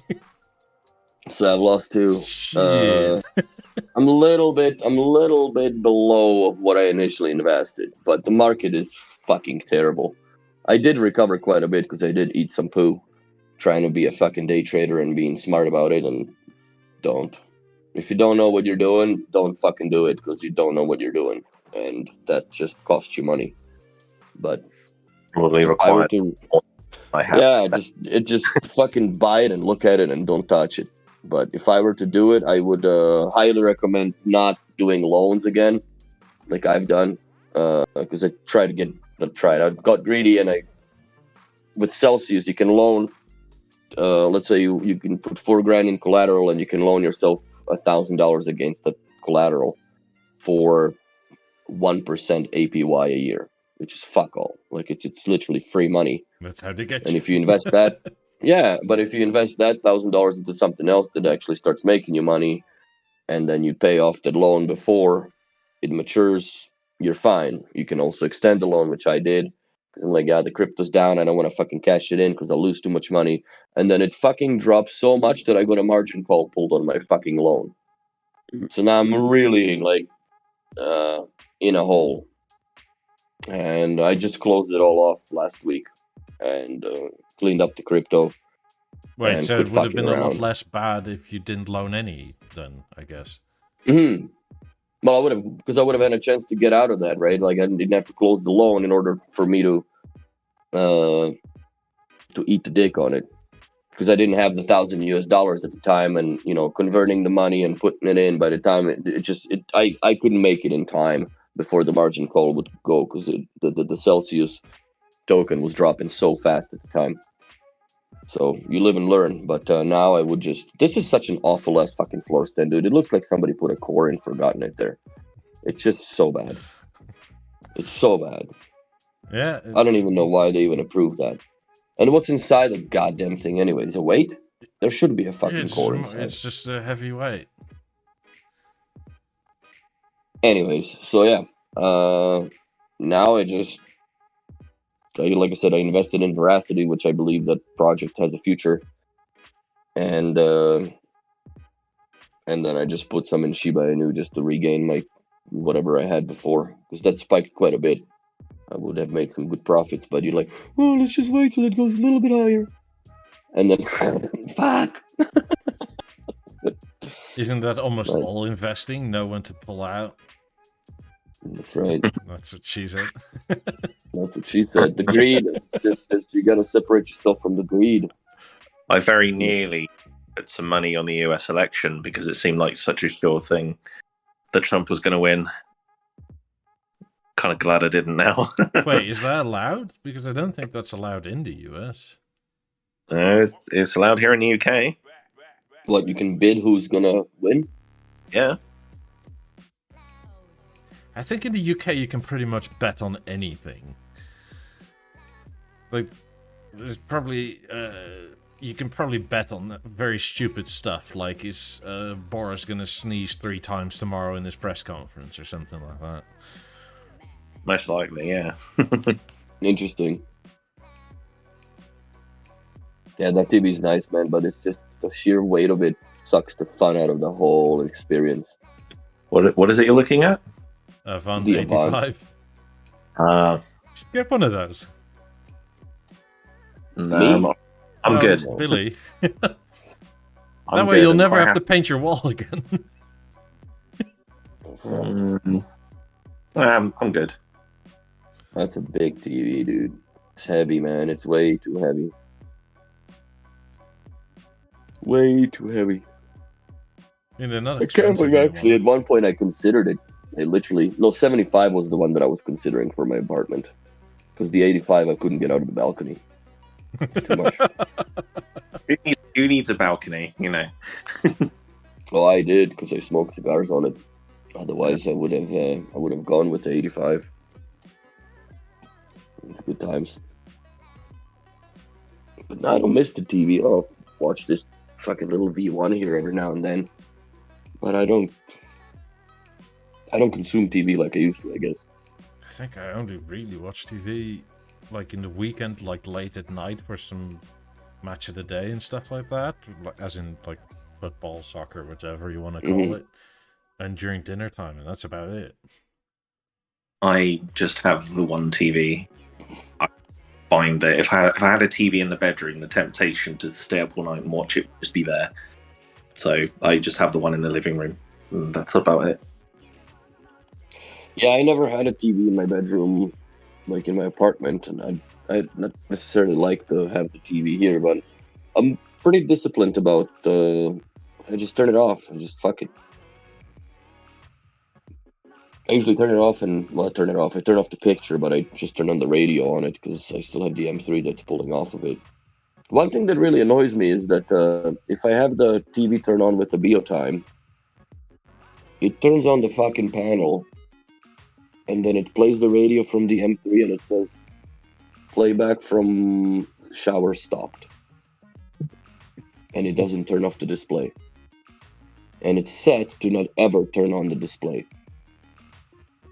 Mr. Blobby asks, what's happening with the US move, Whitley? It's happening. I'm just waiting for papers to go through, man. There's a whole bunch of visa shit that I actually have to respond to my lawyer this afternoon. And yeah, we'll see where it goes or how long it'll take. I actually thought about driving out to the US border and just kind of talk to the Border Patrol guys and see what else, like, how can I speed this up?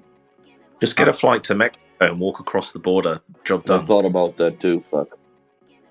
I would advise stay in Mexico for like a month so you tan up a little bit.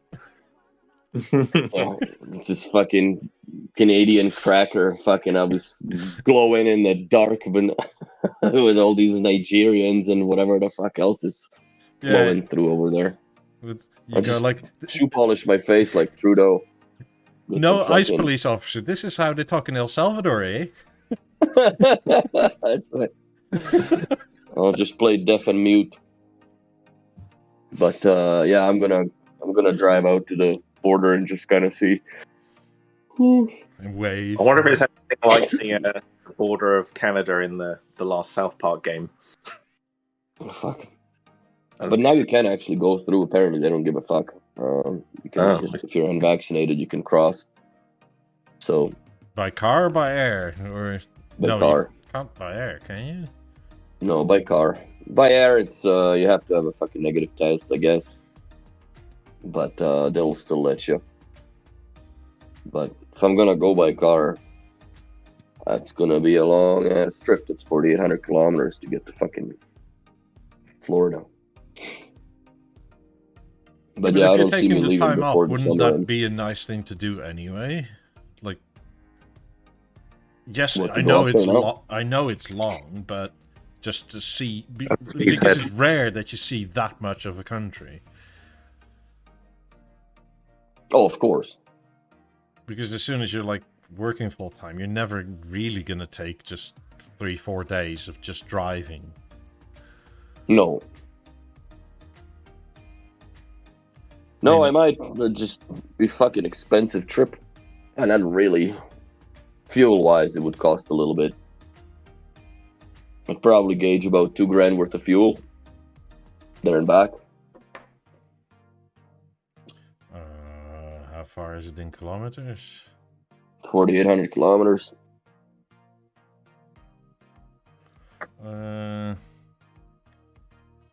So that's like, let's say 4,500 liters, which is like 50.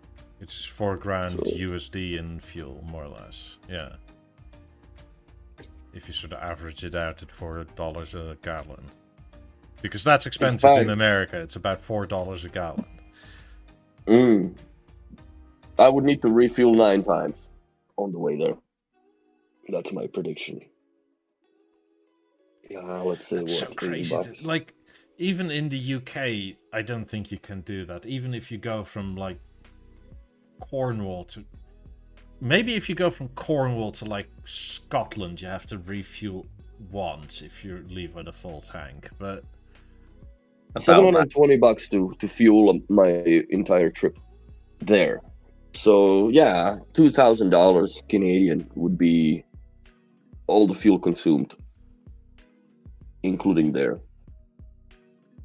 Which I don't see myself burning $600 worth of fuel or $500 worth of fuel in fucking Florida. I might. I don't think so, but So Cornwall to Scotland is roughly 611 miles. So depending on the car you have, that's one fill up. For me, that would be, fill up once. I mean, for my car, it would be after about more or less 500-ish miles, 480, something like that. Depends how you drive as well. If you drive like a dick, you're going to probably have to fill up more than once.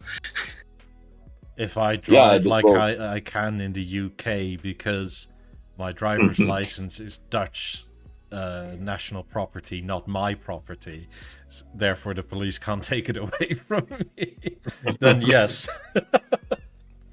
that's hilarious. Well, I mean, your driver's license is property of the state, not of you. So Fair enough. if you get pulled over, right, with what they would normally revoke your license, the UK can't do that to me because that would be stealing from a different government. I mean, they can make you pay a silly fine, but don't lose your license. That's about it. You also don't get points or anything because there's no reciprocity. Cornwall to Scotland, we got 1,200 pounds in Range Rover. Holy fuck. Yeah, but that's a Range Rover.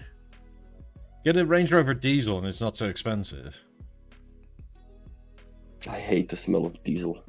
I know, but I mean, miles per gallon, it's a lot better. I hate the smell of diesel. Yeah, like I said, It's just I know. I agree.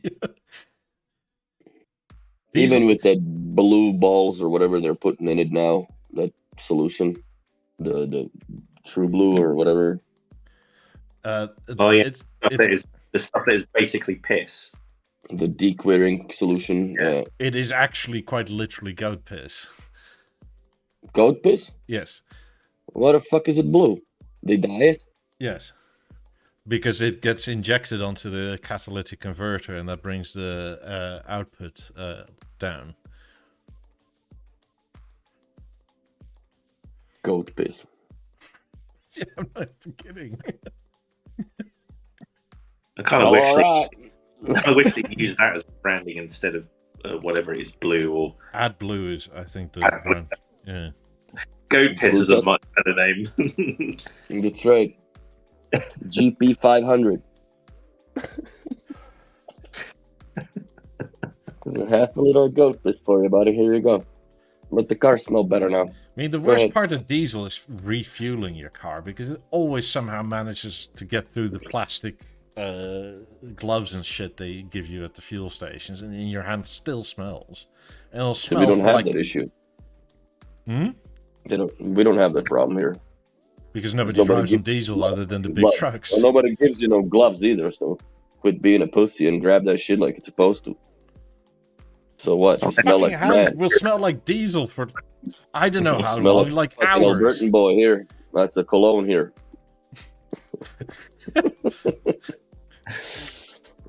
God. Alberta, it's a cologne. That's right. Yeah, no, diesel is devil fuel. Yeah, I mean, it's only really useful if you do a lot of long trips. Otherwise, if you do loads of short trips, you're constantly having to clean out your DPF filter. Just take it out. Yeah. Who cares? But most Be of the one of trucks those here rum are and coal guys diesel. in your small Audi with like those plumes of smoke behind you. Oh god, man! Like I don't see. Like that's one thing that I despise in the winter here. Like all these dickheads with these huge dually 350s and diesel trucks, and you turn that on in the morning, dude. Just that rumbling bass. It's absolutely like it just carries through everything. Absolutely everything. I mean, in the UK, Yeah. it's not so bad to have a diesel because your road tax situation is different than here. But Yeah, my sister has the same car as me, but a diesel, and she pays 0 road tax. I mean, And you? Who, me or? No, like what do you pay, Billy? I pay £125 a year. So how the fuck is she exempt? Because she's got a diesel? Because she's got a diesel, yeah, and they supposedly have lower emissions, which is probably bullshit. Because they test for different things, don't they? They don't run the exact same tests. Well, fucking sit a baby in front of a muffler of a diesel truck and see if they're going to be okay with it. I'd say no. I mean, road tax in the UK is so fucking cheap compared to here. Mm. I mean, what you pay in a year is, if my Golf was a diesel, would be 2/3 of a month. I pay $87 a year. So the similar model to my car a few years earlier, the road tax is £30. I think it's just because mine has Sportback in the name. They're like, we can charge him a bit more. Probably. So do you pay the road tax like that's your registration, or what is it? Or you pay extra? Like, do you pay, it's like I pay $87 a year to register my vehicle on Albertan roads or whatever.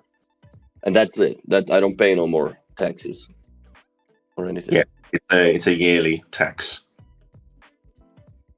So you pay 12 months. Same here, but you can pay it quarterly, monthly, or otherwise. Whatever you like. But like a VW Golf diesel is about €180 a month in road tax here. Jesus. That's a lot. That's a Golf, dude. That's like a pocket car. Yes. That's a family-sized car in Europe. A Golf. Really? Oh, like stuff like a Q5 is large. I mean, people own. See, that would be considered normal. Like that's a family SUV is a Q5. Q7 would be considered like a plus size, I guess, or whatever. Which I think it's fucking huge for Europe. It is here, not so much in Britain, because in Britain nobody cycles and everybody drives. So €180 a month, that's £145. Jesus. So what I pay, more than what I pay for a year is what you pay per month. That's insane. If it was a diesel. Yeah, that's why I don't have a diesel, because it still doesn't exempt you from road tax in the fuel. No, of course not. That's the most heavily taxed we have. So diesel cars, as in, only really make sense for sales reps that do like, I think the inverting point is around 90,000 kilometers a year or so. Fuck, that's a lot of kilometers. 90,000 is a lot, man. Even for Europe, holy fuck. Because I've done the most I've done, and that was driving a lot. Was we done 70,000 kilometers in a year? I've known sales reps in this country that within the country drove over 90 in a year. Jesus Lord. Yeah. Yeah, they did virtually nothing else with their lives. Oh, constantly driving. Constantly. You have to. Yeah. Like 90k is a fucking lot of distance, dude. That's a lot of time behind the wheel. And it's not like in North America where you can sit down and fucking 8 hours go straight. And hold your arm like this. Yeah, just not even, just whatever. Cruise control. But in Europe, like fucking whiny, turny, this and that. There's chickens in the road and whatever else have you, grandmas.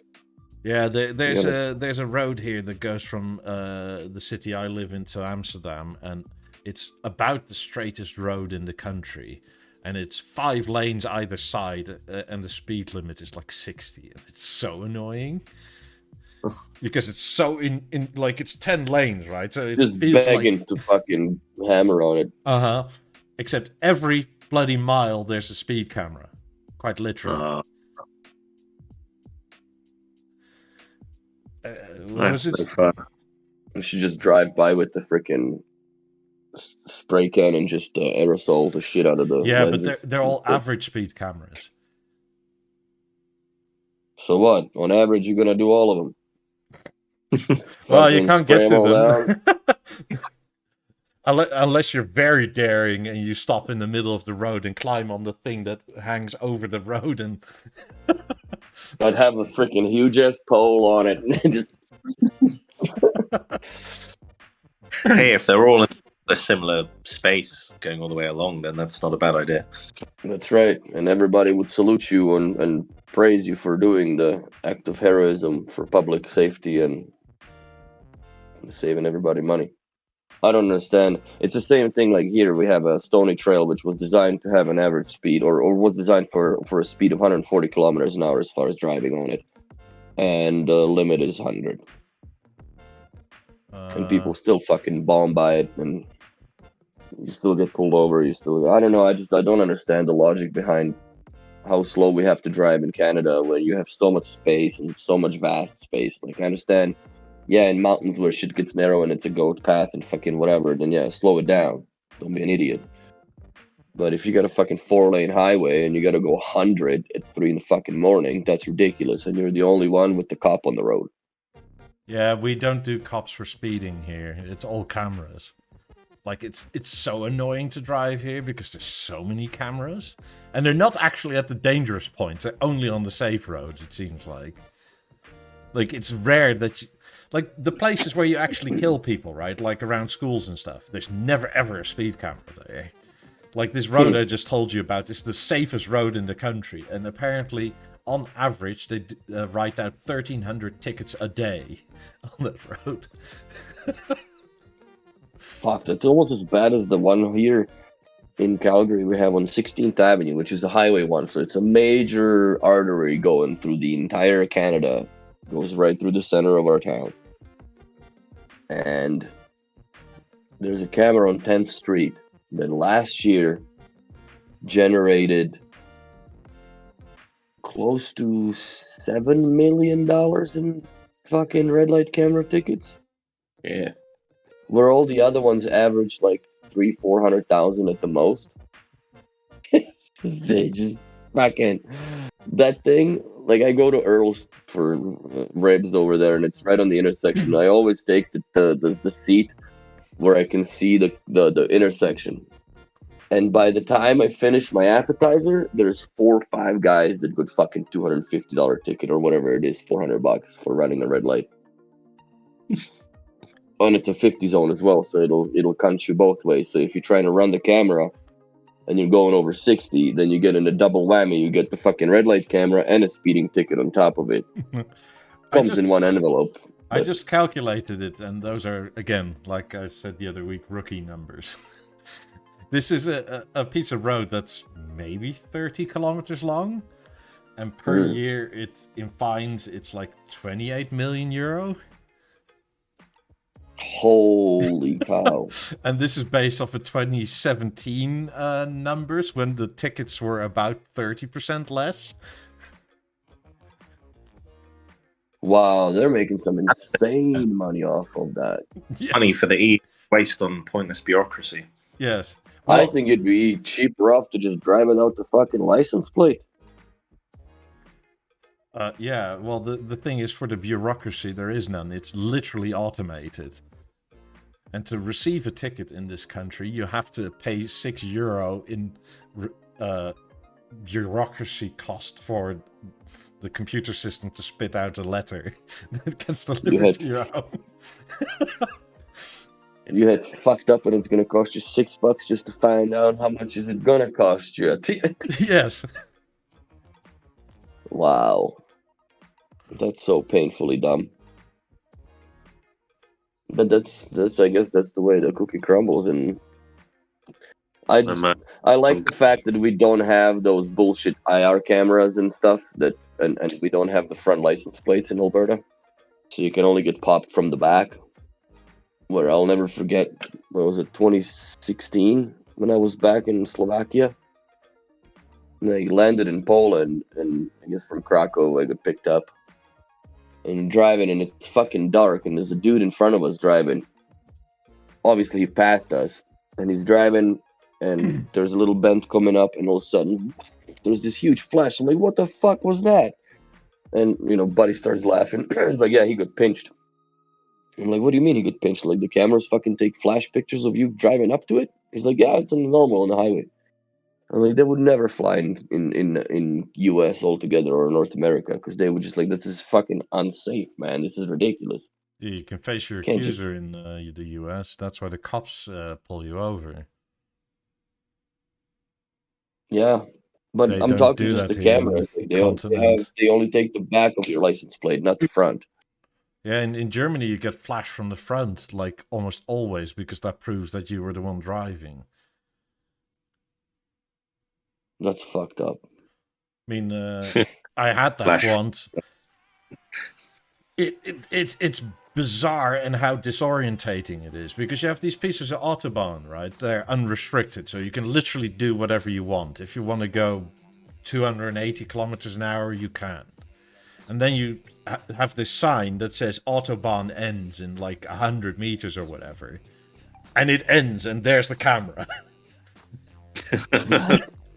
So yeah, this was in a rental car, so I wasn't even going that fast. I was going like 190 or something. But from 190 back to 120 in 100 meters is like, you gotta slam on the brakes. If you have people behind you as well. Yeah, and then like you're still going like 140, and it's like, right, like it's like, fuck, I can't see. Like, how is this not dangerous? That's insane. I don't think that should have ever gotten past the safety, in my opinion. You will respect my authority. That's basically what they do. Fuck. That's too much. I mean, the Autobahn is a great invention. I really love that there's so much of Germany where they just don't give a shit. Like, whatever. There's etiquette to it, and it almost always goes right. It's hardly ever goes wrong. I don't think that's something that we could even ever like afford to have in Canada, because we're too racially and ethnically mixed now. That people that they come from all walks of life, right? Like, some motherfucker that rolls in here from somewhere in Asia that he's never fucking ridden on anything by a tuk-tuk. You can't really expect that good dude to fucking all of a sudden be hauling ass in a fucking Lexus going 300 kilometers an hour on a fucking paved road. That's Like, more room for everyone else. He can't even process the fucking speed and what's happening around him at that speed, because they're just not used to this. It's the same thing, like, if you drive a lot, like, there's two different people in Calgary per se. There's the McLeod Trail people, and then there's the Deerfoot people.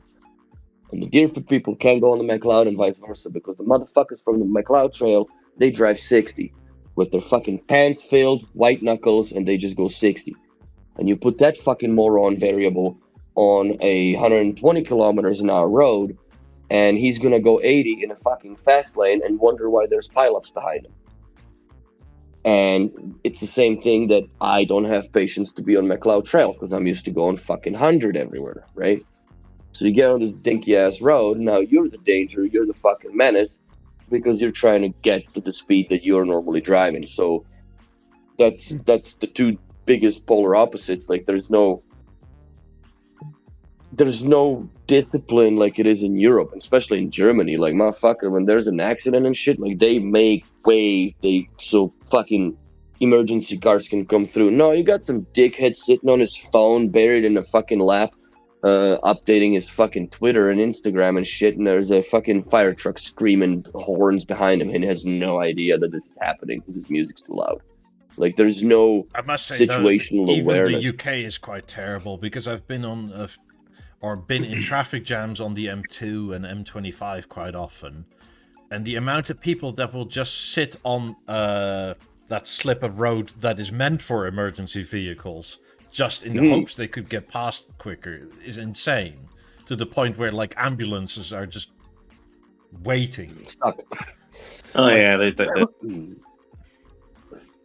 So that's, like, what I remember back in Slovakia, If you wanted to have a license, you had to be 18 years old of age, and it was a 3-month process. Like, you needed to know your way around the car. You needed to know how to fucking change the tire if it's a flat.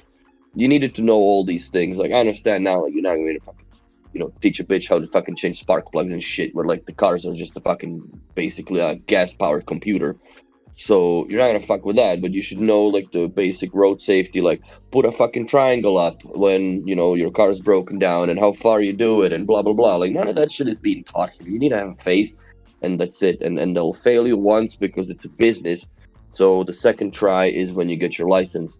So you spend $120 to get a fucking credit card sized piece of ID that now tells you or allows you to drive with every fucking else in on the road now. Yeah. And then you can just get yourself a license, right? Came from fucking somewheres. Now you're moving. So what are you gonna do? You're gonna go to U-Haul and get yourself a fucking truck with air brakes and shit in it. And you've never driven that before. And I have zero understanding of it. It's fucking January. These things have all-season tires, except the winter, because that's not the season that is usually included for the all-season tires. And not your winter, no.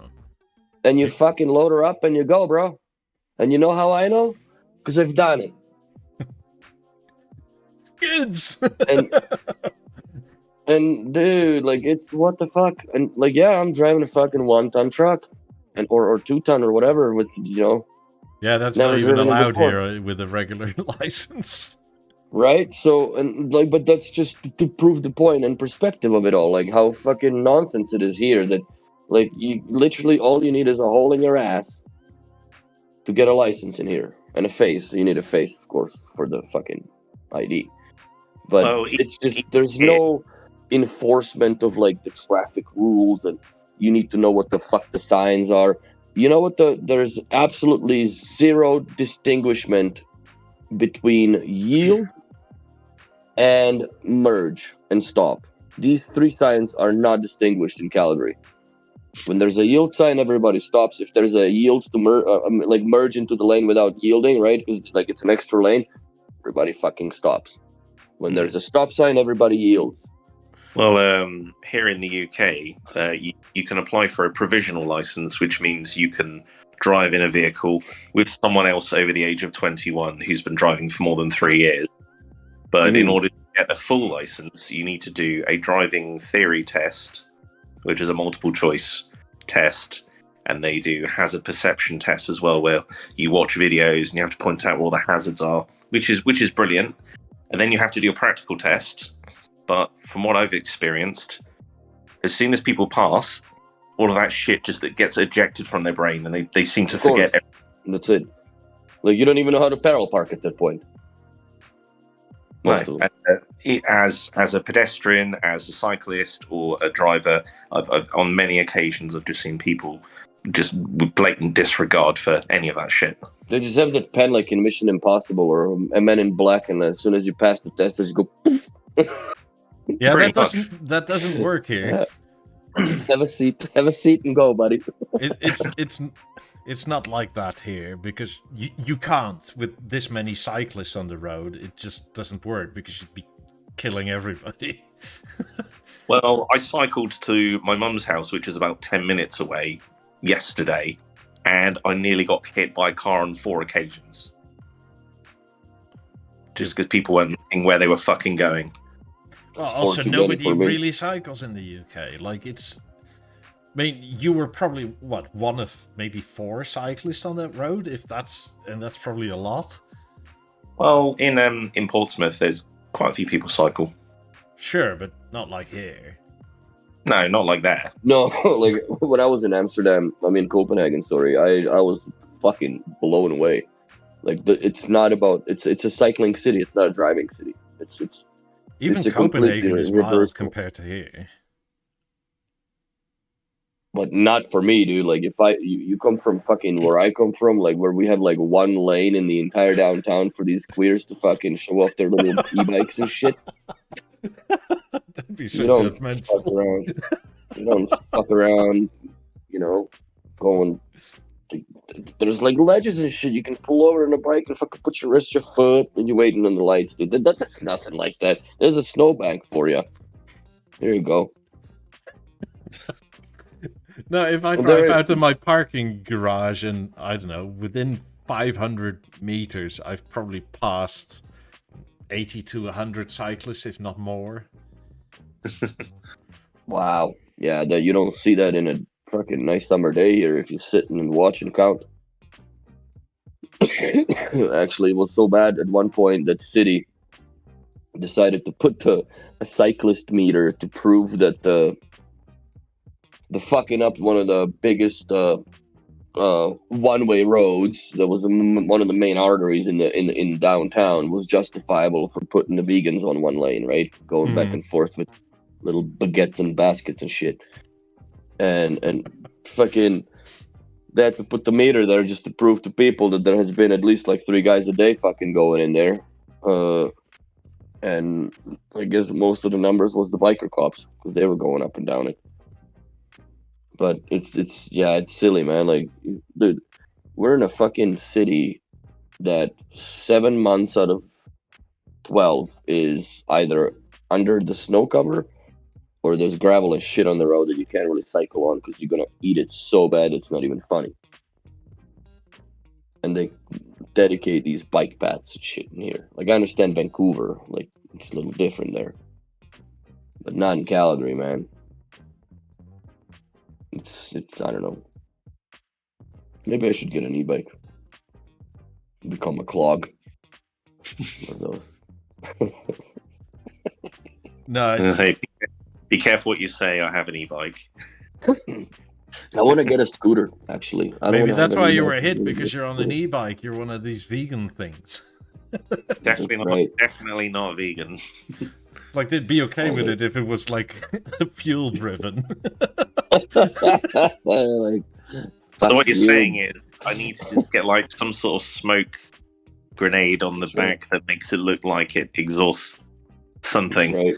Yeah. Get like a you can buy those old-fashioned bicycles here. They have like a 20cc engine on them here. I'll just put a card in the spokes, man. It'll do the 20cc engine sound. Get some go faster stripes in it as well. Because it's not exactly a scooter, but so you don't need to wear a helmet. But you go up to like 20-ish miles an hour. It's about that, yeah. I would wear a helmet. 20 miles an hour, bro, that's a serious crack in the fucking forehead when you biff it. You will survive. Depends what you hit, bro. 20 miles an hour, that's what, 35 kilometers? Fucking you crack yourself a noggin on a goddamn curb, that's fucking it. You're gonna be fucking spoon-fed for the rest of your fucking life. You never know. I don't know. I'm still actually debating to buy, because I live so close to my buddy for the cigars and shit. Yeah, no, I would definitely wear a helmet going like on a little fucking me. I so would want to buy one. I wonder where I can go buy and look at the scooters. What's a good brand for a scooter anyways nowadays? Vespa still, which is generic. Yeah, dude, but I'm not wearing a fucking pink tank top fucking riding that shit around, so... Piaggio? Or, that's the fucking... Those are not powered ones. What? In Grand Theft Vice City, it was known as the Faggio. Faggio? Yeah. Sure, but they sell 180cc versions, and they go in kilometers an hour. But I don't want a motor in it. Wait, if you get a motor and I gotta get a license and shit, right? If I just get an e-scooter, like little one of those 9-volt battery pack, whatever's me, I don't need. Isn't the license based on the speed? No, here it's like if you gotta have a license if you get anything over 50cc. Yeah, okay, then get 49cc. But I don't want the gas, you know what I'm saying? Because this is so like you wanted the electric one. It's quite, yeah, like an electric scooter, not a scooter. On my bike, scooter. I changed the firmware on my e-bike so that it would go faster than it was actually allowed to, which was great. But then they released another update which completely killed it. Oh, So it it's not. sucks. Yeah. I had it up to 25 miles per hour. But yeah, I did a first date. Now it's locked at 20 again. But I So- guess you can go electric, but it depends on how much you want to spend. I mean, the gas ones are quite a lot cheaper. Of course they are. But then again, like if you pull out fucking half cut from like, you know, buddy's house at 1 a.m, it's easy to just instead of man. Yeah, but you can get the It's a little more- four-stroke ones. They don't make that annoying sound. Make it a little more discreet. I mean, a friend of mine was into scooter drag racing, as in like semi-professionally. And he had this 50cc engine block, and he had it made. He tuned it and ported it and all that, and it made about 22 horsepower. So what kind of dress was he wearing? Oh, the full motorcycle gear. No Because- shit. You said it was scooter drag racing. Yeah, I know, but like this is like serious actual. Oh, really? I mean, it was okay. 0 to 60 in like 2.5 Holy fuck. How do you keep the front wheel down? by literally laying over the steering wheel like that, because otherwise you can't keep it down. Wow. Have Hey- you seen Zero motorcycles? They got some nice stuff. They make a completely electric ones. I'll just put the link in the I chat. see it. They do some nice ones. Those are all e-bikes? These are all electric motorcycles. Oh shit. That's pretty cool. I wonder how much range do they have? Around 223 miles, roughly. That's not bad. Full charge in about an hour as well. Yeah, but you kind of have to not go full out, right? Like a lot of these electric... Probably, but that's the same with anything, though, isn't it?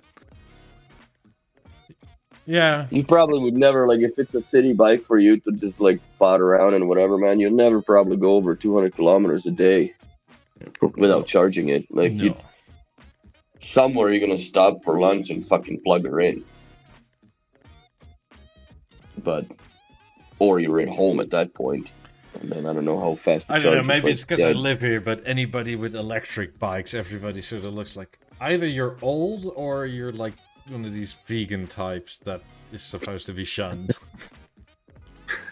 Well, because like I just don't understand what it sounds like, right? Because there's you expect a bike to have a bike sound, like we've all grown up in, right? Around. Well, what Yeah. does this sound like? A fucking phone vibrating on a glass table? Yeah. That reminds me, actually, there was an advert for a car, a commercial for a car. It was an electric car, and it was a grandfather and a granddaughter, and they were sat in his living room, and there was actually some B&O stuff in the living room, coincidentally, and he was making all these noises of the car, like, brrrr, and the granddaughter was acting as if like, what the fuck, why are you making that noise? Because obviously she grew up around electric cars. Oh, God. Oh, so because they don't make Yeah. any noise. Yeah, I forget which I forget Wasn't which it brand it Peugeot is. or something like that? It may have been. The reason why it's stuck in my head is obviously because there was B&O stuff in the background. Interesting. But yeah, that's true. Like some kids will not know what the car sounds like. Yeah, I mean my niece is 9, and I had to educate her on what a CD is. Fair enough, right? Like tapes and like the kids nowadays will never make a connection between a pencil and a tape. No, You can rewind or cue in specific start. Will they know anything analog? if Could I be have interesting in about 10 years' time now, going around and plugging in old B&O systems still. Especially from the parents that passed away and passed it on to their grandkids or kids, right? And what, like, you've grown up on a, like, the the oldest piece of technology that you could remember was a fucking iPod with the hard drive in it, Mm-hmm. right? Like, what do you know about minidiscs, Discmans, tape decks, CDs? Well, you know about vinyl because that would be still around. Mm. But all these analog systems that used to be, I think that in 10 years, I think 99% of the speakers will be active or self-contained. I just see Probably, it that yeah. way. Because as a speaker manufacturer, like, okay, well, why do we now offset the ability to have somebody else make the fucking money off of an amp where we could just put it in our shit and tune it to what we want that speaker to have a signature sound like, just like B&O's been doing since the freaking mid 80s Mhm. and or late 80s with the Pentas. And yeah, why do we need that? Like, why not Macintosh just, okay, we're gonna collaborate with this and this company and make amps directly for these speakers that you just plug them in. But I mean, in terms of cars and whatnot, don't you see it like a gas-powered car more or less going the way of the horse, as in like it's your plaything for in the weekend? No, I don't really play with horses, so No, but like back in the day, right? Like 100 years No, I ago, know. horses were the main form of transport still. yeah, of course, yeah. Yeah, now you go ride it on the weekends in the fucking ranch somewhere. I get it. Yeah. But I don't think that I don't say that it's not possible. I just don't think that the battery technology is nowhere near to where it needs to be in order for it to replace the convenience that we are accustomed to as far as even fueling the vehicles. No, and there are new battery technologies that companies are working on and universities are researching all the time. There was one I was reading about a few months ago that involves spent uranium and diamonds. Which apparently is meant to be very good, but I imagine that would be very expensive. I'm not going to sit and spend uranium. Fuck that. Especially if you get into some fucked up accident. I don't know if you've seen that. There was a guy in Germany that fucking wiped out in a Tesla in the woods. Oh, that's And a the battery fire you're caught on not fire. stopping until it's reacted out. Yeah, and they couldn't. Well, they yeah, couldn't stop that's the. the They burned down thing. fucking. I don't know how much forest he's burned down because of it. Yeah. Well, that's the thing with lithium-ion batteries. If you bend them or puncture them, then just instant fire, basically. Sure, but Yeah. like anything containing that much energy. Mm. Because, which other battery technology will it not be a chemical reaction? Like, even Well, gasoline yeah. or petrol is a chemical reaction, but at least if you take one element away, it stops. But how do you do that with course. batteries? You don't. No. Like, unless there's some sort of like whatever the fucking Judge Dredd spray foam that when he crashed, remember, just the whole car fills up and shit. I mean, Safe personally, foam. I've looked at electric cars, and for my purposes for having a car, at the moment, a Tesla is the only one feasible if I ever need to go to the UK. Because if I have like a Nissan Leaf or whatever, it literally takes me 2/3 of an extra day to get to the UK because of the charging time is so goddamn long on those things. Yeah. Mm. And if you've seen where I park, you'll know that I definitely would not be able to guarantee charging an electric car up most of the time. So for me, it's not feasible. A huge pro for electric cars in the city I live in is that you can get a parking permit because they don't give them out anymore. But if you buy an electric car, they will put a charging pole in front of your house, and that's your parking spot at that point. But does that stop other people from parking and charging in it that have an electric car, or maybe even just someone with a petrol car just parking there? It doesn't stop them, but they're not supposed to. No, but there's no Yeah, but there are people like that fucking even here, right? The truckers that come in with the pickup trucks and block the Tesla charging ports and shit. Yeah, they call that icing, don't they? I don't know what they call it, but it's just fucking bullshit. Why would you do that? If you're a cunt, basically. Because you don't see the Teslas going up and fucking sitting in front of a gasoline pump. I mean, if I had a Tesla, I may be tempted to do that. Oh, you do. Look on YouTube. There's so many new Tesla owners that drive up. Is it like, where's the fuel cap? Like you can find so many of these meme videos where people are like walking around the car looking for where to put the fuel in. So how the fuck did you buy this car not knowing that it's electric? Californian, I guess. I don't know. Because to me, that's little insane. Like, that's one of the first things you find out, where to put the gas in this motherfucker. Gas and windshield fluid. That's the two important things you need to know. And set your mirrors and buckle up and get the fuck out of my driveway. In that order. So, but yeah, those are the important things. Streaming people, goodbye. I'm gonna end your stream now. Let's cut it. Bye Twitch, bye YouTube, bye. See you guys next week.